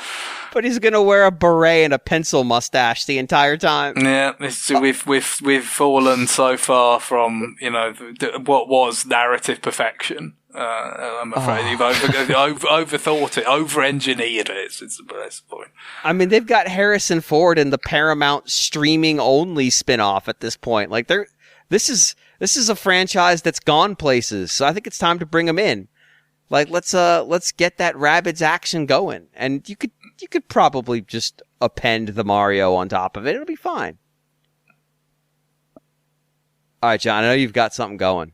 I know you got something cooking. You're the businessman. I mean, I don't know if I can top Yellowstone. I mean, something to. This isn't it's not a competition. Yeah, I don't know. Something that I could. You're looking for something that you could insert the Rabbids in lieu into? of Mario. So you're extracting Mario from Mario and Rabbids because it apparently disappointed.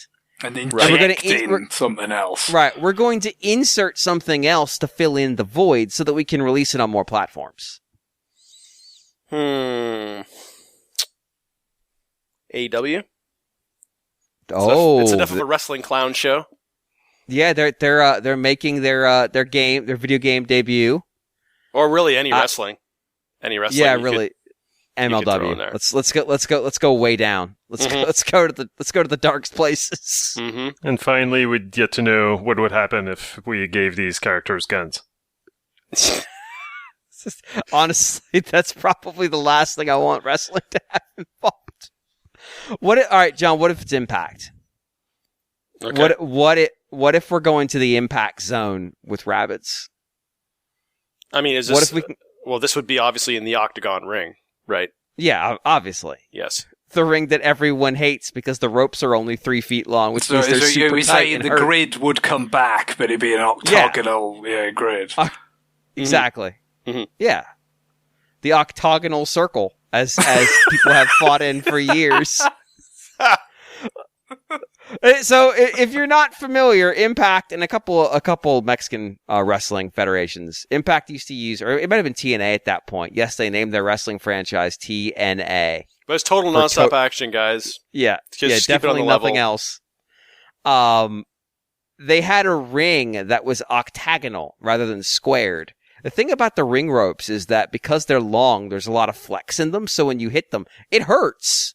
But because they're not elastic, they're rope. They're actual ropes, so like it hurts to hit them. But when they're really short, because you put 8 sides on your ring, they don't flex very much, and it hurts like a fucking pain. It's just awful. And they're like, yeah, this will be, but it's gonna make us look cool. That's really what TNA was. Yeah, we're going to have this shitty ring that everyone hates because it's going to make us look cool. Yeah. Also, Scott Steiner's going to wear chainmail helmets. Yep. Which I understand that you can't have a helmet made of chainmail. Try him. Yeah, and also Road Dogg and Mr. Ass are going to... Mr. Ass! Going to make fun of... what did they make fun of? Right. They made fun of Vince and Triple H, didn't they? Yeah, all the time. So actually, you know what? I think that is the most. So wait a minute, how would this work? Would it be Mr. Rabbid Ass or would Rabbid Mr. Ass? Rabbid Mr. Ass, yes. That would be pretty good. I think we're there. I think we've made it. I think we've found the path because that's the most cartoonish. Yeah. It's real life trying to be a cartoon. So why not just completely realize it? Yeah, why not just completely make it a cartoon by merging it with cartoon characters? Because it would have been like if you go watch old like 2002 era Impact videos, it is like fart sounds. It's like sirens going off, buzzers, screen graphic comes flying in. Scotty 2 Hotties on screen, flexing into the camera. Yeah. Wild camera swing. It's cameras panning and turning. Fog. It's like, what the fuck is happening? No, it's like... Jesus Christ. It's the cheapest way to add production value, I guess. Why is the camera spinning? It's like you're just waiting for, like, Batman-style sock pow, graphics to flash on the screen. So yeah, I think that's not bad. That's not a bad one. Who's got their pitch? Oh fuck! I just came up with one that hurts. Oh, it hurts. It hurts. Is it in the fact that it would actually work and make Ubisoft money, and that hurts, or it would hurt them? Yes, for both. So this has already kind of happened once. John, do you remember a certain Gears of War game for mobile? Gears game. Just trying to think of all the Gears games. No. The mobile Gears game. The mobile Gears game. What was that? The Funko Pop mobile Gears game. Oh, yeah. I remember that. What if we just have Funko Pop Rabbids in Funko plus Rabbids? So it's this, like, Rabbids, Mario Rabbids is already like a weird derivative Rabbids take, and Funko Pop is a also derivative take, so what if they just have, like, the Rabbids are now in the role of Mario meeting the Mario Rabbid, but they're meeting the Funko Pop depiction of the Rabbids. So now the shoe's on the other foot. They're the ones who are encountering this weird, like the original, and the Funko Pops are the knockoffs, the tribute. They're now dealing with the 7th generation copy from the fine film Multiplicity, rather than being the 7th generation copy. Turn it on its head, invert things, and get that Funko Pop money in. I'm worried that would sell okay, which is really upsetting. Yeah, I mean, that's the Michael Keaton movie, Multiplicity. It is. Yeah, I don't think I've seen it. As much as I like Michael Keaton, though, it's hard to believe he'd be better than The Sixth Day. A real movie. There's just something which accurately predicted the successful future of the XFL decades before it will inevitably happen this year. This time. I got a good feeling about this time. There's just something, like, extra dark and spooky and sad about, like, the idea of a Rabbid Funko Pop, but a game that stars Rabbids interacting with Rabbid Funko Pops is really... Yeah, so you're saying since they shut... So this was Gears Pop you were talking about. I completely forgot about it because it was completely forgettable and it was only alive for 2 years. So you're saying they would resurrect... They would pull that code out of GitHub. There you go. And they would resurrect that game... And basically do that, so you would have Rabbids holding the chainsaw gun. Yeah, I think Lancer? that's fine. So I think what you do is you just go find like the 7 most derivative Funko Pops that you could think of. Ones that it's like be Gears of War characters. But I think at least one of them is a Gears character. I think then you go find like the Joker one that you can't even tell it's the Joker. It's just like that Funko Pop has some purple on. Like, there's a couple that you look at him and it's like, that's just a guy in a suit. What? There's no detail on the face. I don't know who that is. That could be one of, like, any 5 Doctor Who's. I don't know who the fuck that's supposed to be. Mm-hmm. Is there a Patrick Bateman Funko Pop? Oh, I hope there is. That would be great. And you just take these generic Funkos, and now they're in the Rabbid role. And, of course, the leader of them is the Rabbid Funko Pop, which is definitely a thing that exists. I don't need to Google it. I know it exists. It definitely does. And I'm not going to even put that out into the internet. I'm not going to Google that. I refuse. I think it really makes you think. Makes you think about a snake eating its own tail and then shitting out a worse snake. And then that happening several times for generations. It's the multiplicity of shit snakes. I mean, you could just do Minions. It's the same joke, really. Yeah. Rabbids beat Minions and they just scream at each other for 20 to 30 hours. They sort of make contact with each other and then sort of cease to be, like the end of Time Cop. When the two versions of the villain meet and touch each other, and apparently that means you turn into really bad early 90s CG goop. And that's your movie. I'm down. That's a good ending. That's a good twist that people won't see. It subverts your expectations. I don't know. Surely everyone has the same lovingly preserved memory of Time Cop that I do. And they would see it coming. Only the Super Nintendo version. To me, that's the canon Time Cop. I don't know. Like, he's a cop who travels in time. That's cool. Yeah. I agree. How many... Again, I must repeat, I had a completely lack of critical evaluation of movies when I was a teenager. They should reboot Time Cop, but set it in modern day, and he's just a cop that tries to arrest the concept of time. He's not successful, because you can't arrest abstract concepts. But, like, he's got, like, a pegboard, and it's just like, different pictures of clocks with different times on it. The human equivalent of a dog chasing cars, basically. Yeah.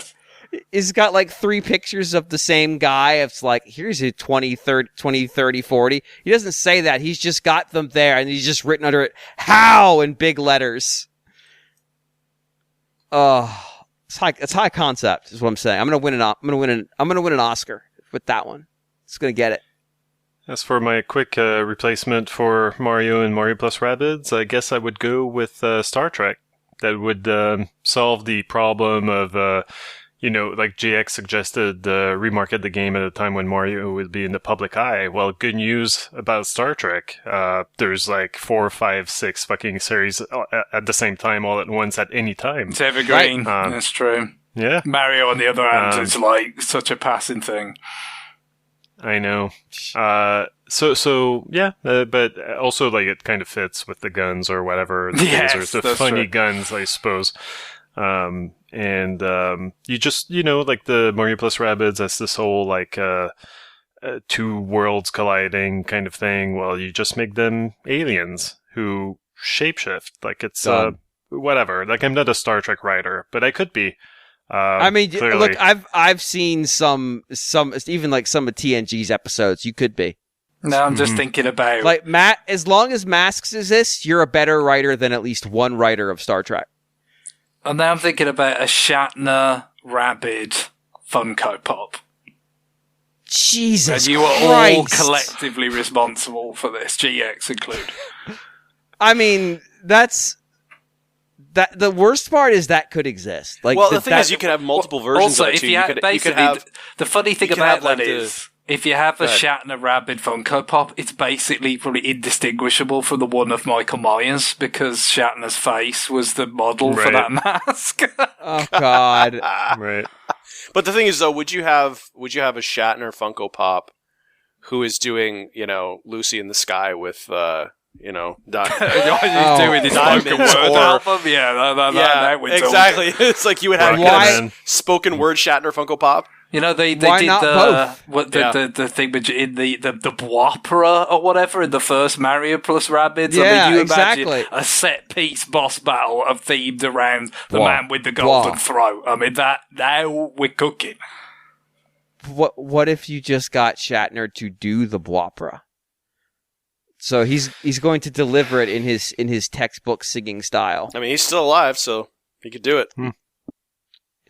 Yeah, the options are on the tape. Like you could do multiple Shatner Rabbid Funko Pops, different periods in his. Like I want the Boston legal one. I was gonna say, like, I want the Tech War Rabbid Shatner. Yeah. Yes. Yes. And there's no reason why all of those can coexist. Absolutely. No. That's a Shatner, Funko, Pop, Rabbid multiverse. Right, it's the Shatner plus Rabbid. It's not Star Trek plus Rabbid or Captain Kirk plus Rabbid. No, it's Shatner plus Rabbid. So you can get all the Shatner licenses. Into the Shatverse. Right, Ground that's control be the to Major Tom. I feel like we're already in the Shatverse. We are. Yeah. Jesus, this email got dark and then got good again and then got even darker. Everything's got to be a multiverse now, so it might as well be a Shatner one. I mean, and it's an inherent transmedia property, because think about these Lego movies. They just jam in all these like references, and they can get them for like a minute. You can pay a little bit of money, you can get to use like a quick shot of the reference. What if we have a transmedia property where we take all the rabid Shatners from different eras and we bring them together in this multiverse movie to go with the game, and now you've got them solving a problem together. You're thinking this just sounds like that Spider-Man movie, and I'm telling you, stop fucking talking about this. I'm selling a movie here. It's the Shatverse. It's totally separate. Right. I'm telling you, we don't have the rights to Spider-Man, so shut your mouth. Yes. Business is happening. I wonder if there's ever like pitches that are just so inherently bad that get greenlit and they just produce something like Monster Trucks, which I know I beat up on Monster Trucks a lot. It's pretty but stupid. It's a movie about a truck with a monster in it. End of the plot. That's the real early goal on Globus. We've got a title. We've come up with nothing else, but we have already resolved that we will make a film with this title and virtually no other details, because we've sold it to like 200 countries around the world. So we've got to follow through, but we've got no idea how. And then you get Monster Trucks. I wonder if the producer who like put that movie together ever wakes up and goes like, what the fuck was I doing with Monster Trucks? Or if they just take another rail of blow and call it a day. It's like, what was I doing? Cocaine. Yeah. You're right. You got it. Got it in one. All right. We got one more email. We got one more email. John, would you read our final email? All right, let me just find it here. Is this Chainsaw Bill? It is. All right, Chainsaw Bill writes, Distinguished scholars of Radio Free Nintendo, I was listening to episode 804 and heard James mention that he was intending to put a Thomas More quote in his article on AI-generated game titles like Tuk Tuk 3D Car Extreme Death Simulator, or my favorite, World War Battle Heroes Field Armies Call of Prison Duty Simulator. Yeah! What is the Call of Prison Duty bit? I think the only way it could be better if it was Call of Jury Duty, just for no good reason at all. As an amateur theologian and college theology minor, I was immediately intrigued both by what quote he had in mind and by the potential for the application of theological principles to evaluation of video game quality. I'm not sure there's a way to ask this question without immediately descending into sacrilege, and therefore don't expect this email to be read on the show. Watch what you ask for. Oh yeah, I think Guillaume already took us into sacrilegious territory earlier on with the whole thing about sacrilegious. There's your title, that's what James. I was trying to. Yeah, that's what I was trying to segue us into, but this failed. This podcast is sacrilegious for sure. You know it is. It's sack. If it's anything, it's that. But what theologians' quotes best describe your experiences with specific games? Oh my God. For me, Thomas Aquinas' sorrow can be alleviated by good sleep, a bath, and a glass of good wine. Helped me through my experience with Shaq Fu, a Legend Reborn. And G.K. Chesterton's poets have been mysteriously silent on the subject of cheese, always reminded me of the second course from the Crossing Cup of Mario Kart 8. Again, I absolutely do not expect this email to be read on the show, but I'm open to being unpleasantly surprised. I like this part. I'm writing you this email in the hopes that you don't use it. Yes, I like the admission that this email is terrible. It's like I have put you in a position that you have no chance let's see you save it. So I don't have the exact quote I was going to use, but it's a passage in Utopia where, if you've not read Utopia, he's writing about this like society that I can't remember if he actually wrote it as like a fake travel log or if he's explicit about that. He's envisioning it, but it's this weird alien society, and he gets to this part where he talks about the fact that they don't really value the society he met on this island doesn't really value gold, and that it would seem weird to an outside observer that, like, why wouldn't they value gold? Everyone values gold, and the answer is they don't have any reason to. And so from an outside, his point is that from the outside, this would seem weird, but to them it makes total sense. And I was applying that to the constructs of like the ways of these people who are naming these games wouldn't make any sense to anybody coming in from the outside, just arriving from the seas of the eShop and landing on Midnight Works shores and going, why are their games end in the phrase Call of Simulator Duty 2003? Well, the reason is because our rituals and our customs are not their customs, and their customs are to take the tags off the asset packs that they bought to assemble these games from and just jam all the tags together into one title, which is why there's a game that has airplane, airspace, plane, air, piloting, and flight all in the same title. And so, like, we as outsiders who expect our games to have names see that and go, well, that doesn't make any sense. But names are just a construct of our culture. Names don't inherently have to exist. And the society that produces these titles has decided that they don't need to. Instead, all you need is a chain of tags, and you have accomplished the exact same feat. Or you filled the need with something different, a different construct than a name. Is that a good idea? I mean, it's a cultural thing. We can't necessarily judge it on that. Does this mean the Sonic characters could use an AI generator to come up with a name for their world? Is that allowed?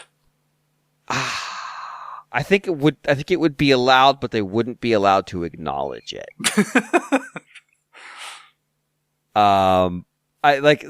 People could read the name, but it would be forbidden knowledge at that point.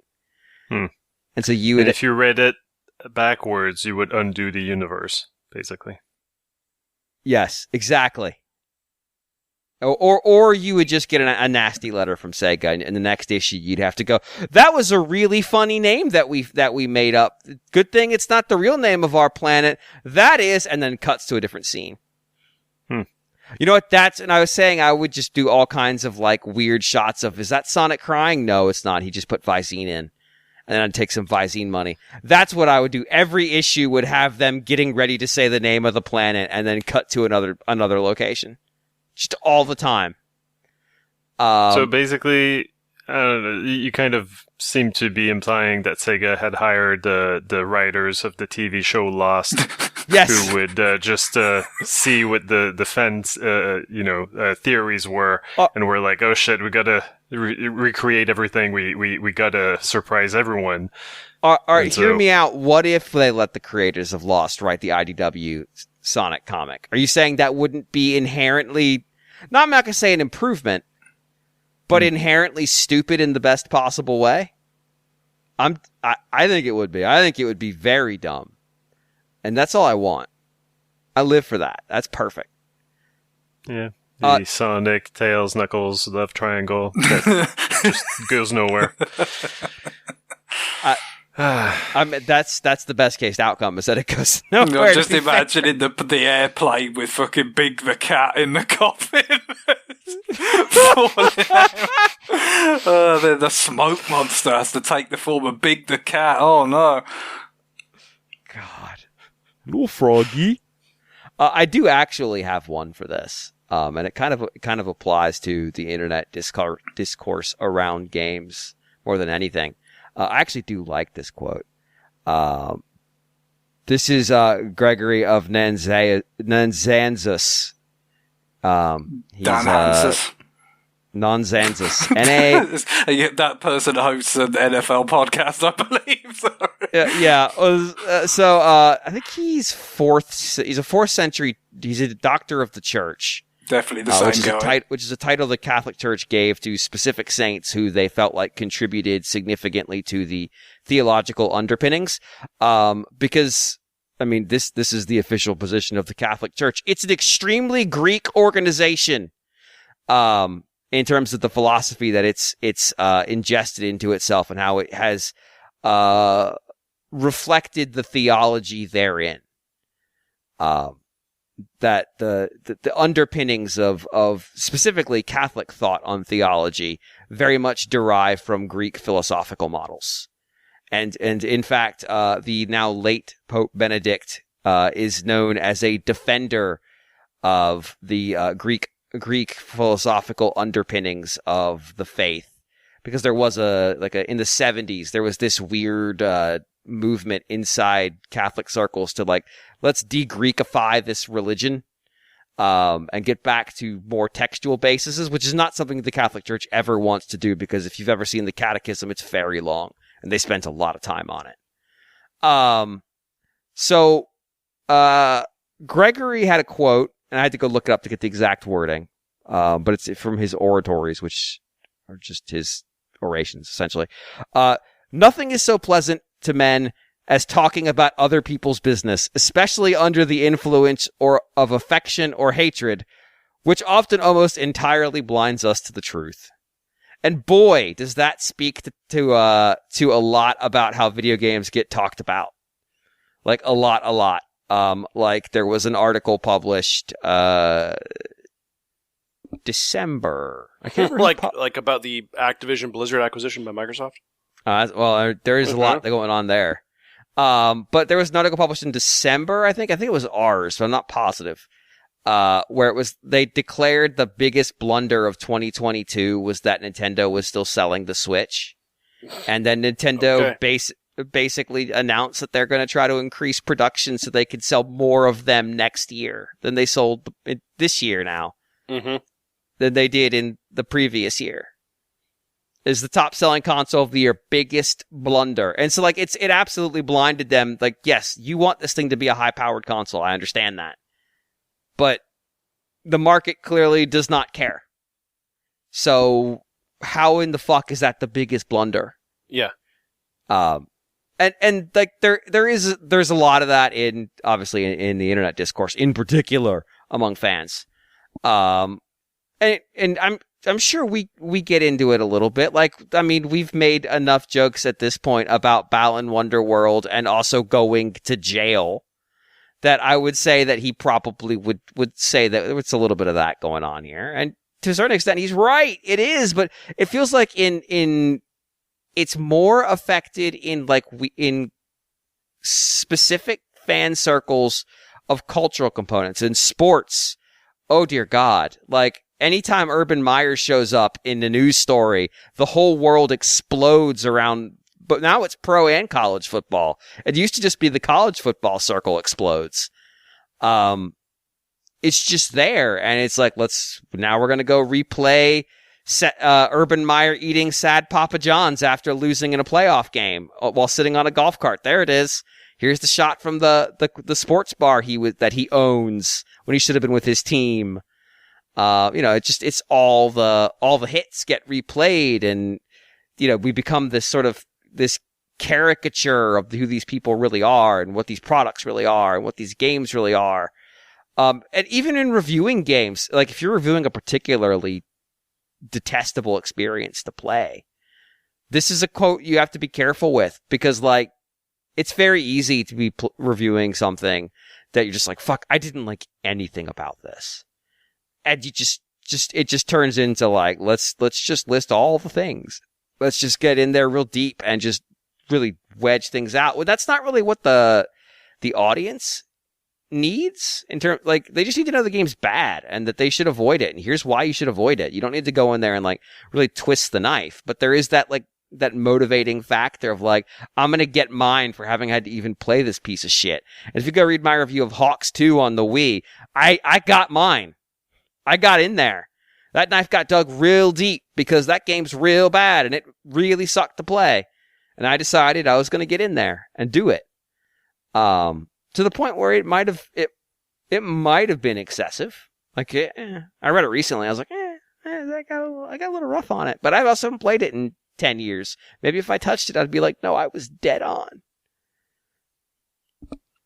Well, James, when I was playing through Metroid Dread, it was a very frustrating experience, and it made me think of one of my favorite quotes from John Calvin. Okay. You must submit to supreme suffering in order to discover the completion of joy. Doesn't John Calvin advocate predetermination? Maybe, I don't know. So does that mean you were predetermined to suck at Metroid? Probably. I think that's probably pretty accurate. Damn, God set you up, man. Yeah. You just got to memorize the routines better, then it's sorted, isn't it? Mm-hmm. I blame God for most things.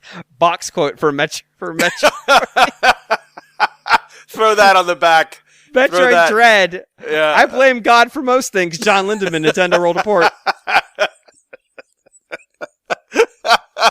My frothing anticipation for this game increases. I blame God for most things. John Lindemann, Nintendo World Report. Man. that would be an excellent box quote. I would be beautiful. It would be just I'd be done. I mean, I think we have to wrap the show up at that point. That'd be the last episode. Mm-hmm. Like the episode would just be we start episode. We were quoted on the box of Metroid Dread. John, read your quote. And that's the last episode of Radio Free Nintendo. We can never top this. Bye, everybody. Thank you. Game is over. I can't fathom that this self-described bad email has any other answers coming my way. Well, I do. I said I didn't know anything about the Bible, but it's not true. I can recall offhand so many theologians quotes that I'm not at all looking up on a list of theology quotes website. Basil the Great wrote a lot. You could probably find something if you Google him. But yes, I often think of this John Calvin quote, there is not one blade of grass, there is no color in this world that is not intended to make us rejoice, which of course just brings to mind the Wind Waker, specifically the scene where, like the world is in black and white and then the color comes back when you pull out the sword in the sunken Hyrule. And of course, the grass is omnipresent in Zelda and can be cut because it is there to make us rejoice, of course.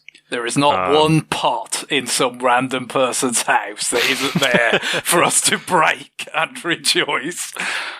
Exactly. And of course, famed theologian John Piper has strong opinions about those moments where like there's like checkpoints and you make it to the final boss, but like you're just not in shape to fight him. And so like you're better just killing yourself off so that you can start at the last checkpoint with full health. He said it is better to lose your life than to waste it. I think that's good advice. Yeah. It is. I can't, I don't know. I like that we're putting this at the end of this particular 2 hours of Radio Free Nintendo. It's a good quote. That brings me to mine, which I could think of because it is deployed in the movie Seven. So yeah, that shows you where I'm coming from as one of the 5 most godless men on the face of the earth. This is Milton, Paradise Lost. Long is the way, and hard that out of hell leads up to light. And yeah, it's fitting I'd think of that at the end of this episode, really. Yeah, another good Milton quote that I often think of is: "Innocence once lost can never be regained. Darkness once gazed upon can never be lost." So that is explicitly describing Radio Free Nintendo. It really is. Forever really changed. Is. There's no coming back from this. Mm-hmm. And changed in that case, Greg, is spelled CHANG''D. I mean, yeah, get these E's out of here. That's how you know it's serious. It is. I can't be printing all these E's. It's taking up my ink. Please come up with the solution. Well, on that, it is time for us to conclude. You could send your emails, which I did not tell you the email address at the start of the show. I'm telling it to you now. I'm still telling it to you in the first segment of the show, so I didn't fail to do that on a technicality. Is rfn@nintendoworldreport.com. That's rfn@nintendoworldreport.com. You can send us your emails that you describe as bad and hopefully not read, and then we might read them. And maybe we won't have to use the same person's email twice. Just a thought. That's rfn@nintendoworldreport.com. Greg, yes. We talked a little bit about this last week for music, but that's right. Set us up. Well, yeah. So, I was kind of thinking about doing this in advance of the release, but as you mentioned earlier on, Fire Emblem Engage has now come out, and so I thought I'd revisit what I was going to go with last week originally, as a sort of Fire Emblem choice to get everyone kind of prepared. So what where the series left off now, this song, and believe it or not, this was not premeditated in the context of the email. It is from Fire Emblem Three Houses, and it's called Between Heaven and Earth. It's not a joke. It really is. Wow. I really did think of this last week when we may or may not have done any number of different emails, but it is called that. But I know it because it's in the sort of selection of Three Houses songs that was added, to Smash. Alongside Byleth, presumably, I think it was. Because I've yet to play Three Houses, even now. It's a bit late, I know, because the next one's come out. And so, yeah, in terms of, looking into the precise context of this song in Three Houses, I have not been really able to do that fully because I still would like to play it one day and I don't really want to spoil it even now. So all I can all I've been able to glean and without giving anything away is that it seems to be for a sort of particularly consequential encounter in the game, and you get this sort of very big choral kind of arrangement of one of the main themes of the game to very clearly let you know that fact. Hey, idiot, this is important. Yep. All right, well, on that, Fire Emblem has literally just come out here 10 minutes ago, basically. So, it is time for us to go. Bye, everybody. Later. Bye. Bye-bye.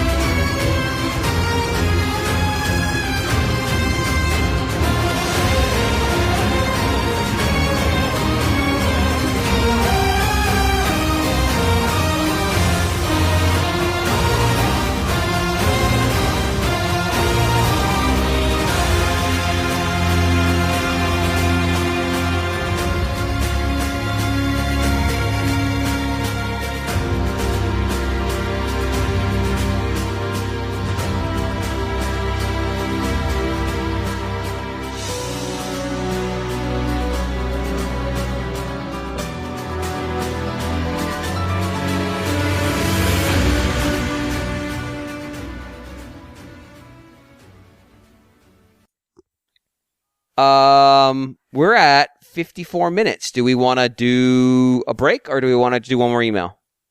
Well, we could. Do we need a break, or can we just do one recording? It's your call. We can keep going. Unless someone's really holding it in. I mean, you can always sneak away in the middle of a segment. I've done it before. It's not a big deal. Yeah, I mean, I'm just carrying around my laptop. So here so I was right, keeping like empty bottles over here just because I thought it would be rude. I mean, you always have to keep a poop sock nearby. I mean, that's just the kind of way it is. But it's all well and good until it's you not get even related discovered to and the Metal Gear alert noise plays. Oh.